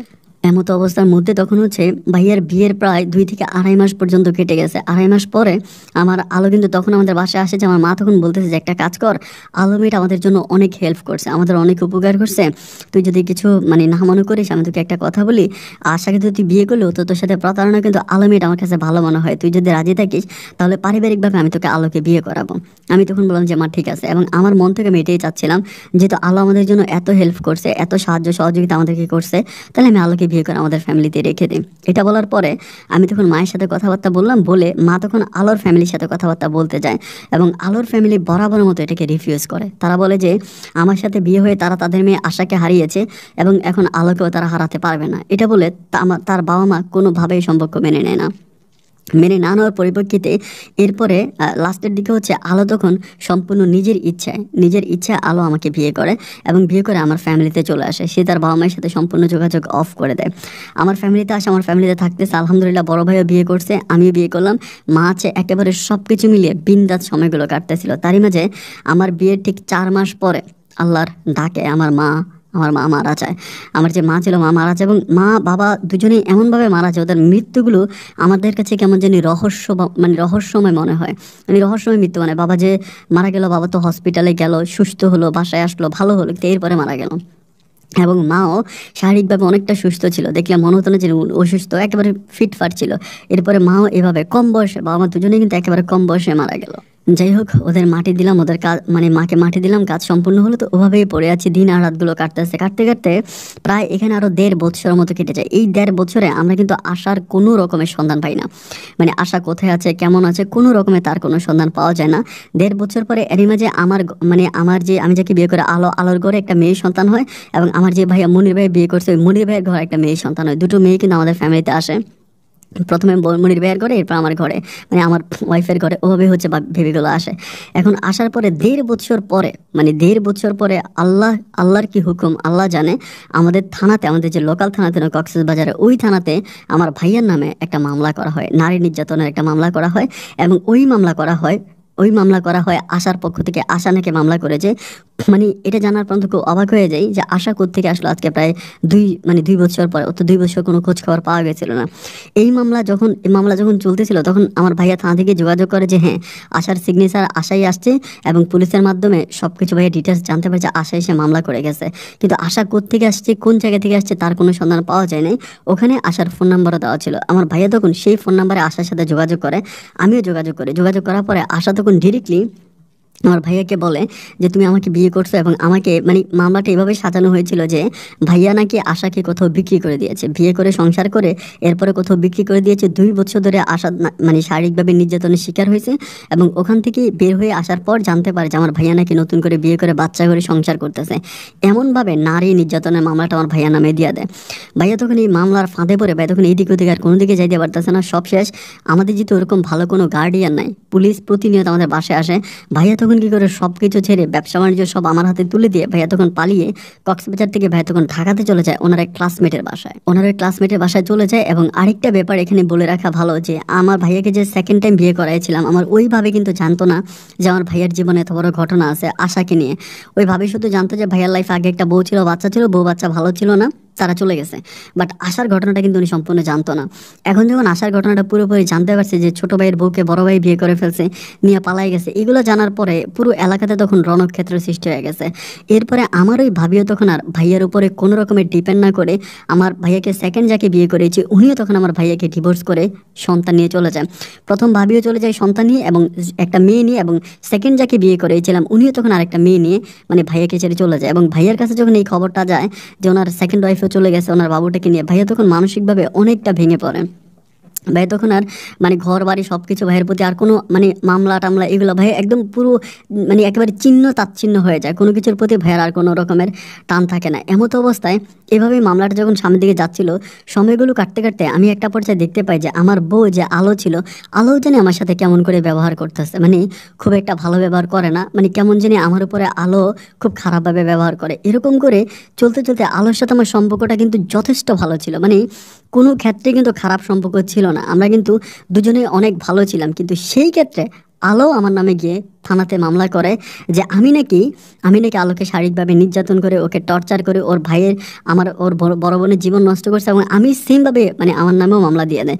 কিন্তু আমি সেখানে কোনো কিছুই করি না, কিন্তু মামলাটা এমনভাবে সাজানো হয় যে আমি নাকি আলোকে টর্চার করতেছি। ঠিক সেই মুহূর্তে আলোর কিছু ফ্রেন্ড সার্কেল ছিল কক্সবাজারে, ও যেখানে জব করতো, ওই জবের সুবাদে পরিচিত ওই পোলাপাইনগুলো পর্যন্ত মিলে সবাই আমার উপরে থানা থেকে এক রকমের থ্রেট আসতেছে, ভাই থেকে আরেক রকমের থ্রেট আসতেছে। মানে আমি তখন লিটারেলি হচ্ছে 3 মাসের মতো খুব কষ্ট করে ফ্যামিলিতে থাকি। 3 মাস পরে আমার লাইফ পুরো রিক্সে চলে যায়। মানে আমি যে আলোর সাথে ঘুমাবো, আমার কাছে মনে হয় যে আলো যে কোনো সময় আমাকে মেরেও ফেলতে পারে। এই ভয়ে আমি তখন এই বাসা থেকে পালিয়ে যাই। বাসা থেকে পালিয়ে সেম আমার ভাইয়ের কাছে ঢাকাতে চলে যাই। ওখানে গিয়ে থাকতেছি, তখন আমাদের দুটো বাসায় মানে আমাদের পুরো বাসাটায় রাজত্ব করতেছে আশা এবং আলো, তারা মিলিয়ে ফ্যামিলিতে থাকতেছে। আমরা তখন কোনোভাবেই কোনো কিছু করতে পারি না। তখনই আমার বাবার একজন বন্ধু ছিল, ওনার নাম ছিল হচ্ছে খুরশেদুল আলম বুলবুল। ওই খুরশেদুল আলম বুলবুল তখন আমাদের পাশে এসে দাঁড়ায়, উনি ব্যাপারগুলো জানতে পারে এবং উনি তখন হচ্ছে মামলার এগেনস্টে ওনাদের নামে আবারও মামলা করা হয়। এখানে অনেক ঘটনা আছে, আমি সেই ঘটনার দিকে না যাই। প্রায় 2 থেকে 3 বছরের মতো এই মামলা নিয়ে আদালতের পাড়ায় আমি আর ভাইয়া দৌড়ে এবং আশা আর আলো দৌড়ে, সবশেষ নিরুপায় হয়ে আশা আলো ওই মামলায় হেরে যায়, আমি আর আমার ভাইয়া জিতে যাই। জিতে যাওয়ার পরে পুনরায় আমরা আবারও আমাদের ঘর বাড়ি সব কিছু ফিরে পাই এবং সেখানেই আমরা থাকার পরে আজকে প্রায় অনেকগুলো বছর কেটে গেছে। এরই মাঝে আমার ভাইয়ার বিয়ে করতেছে না, ভাইয়াও বিয়ে করতেছে না, আমিও বিয়ে করতেছি না, আমরা এভাবেই সময়গুলো কাটাচ্ছিলাম।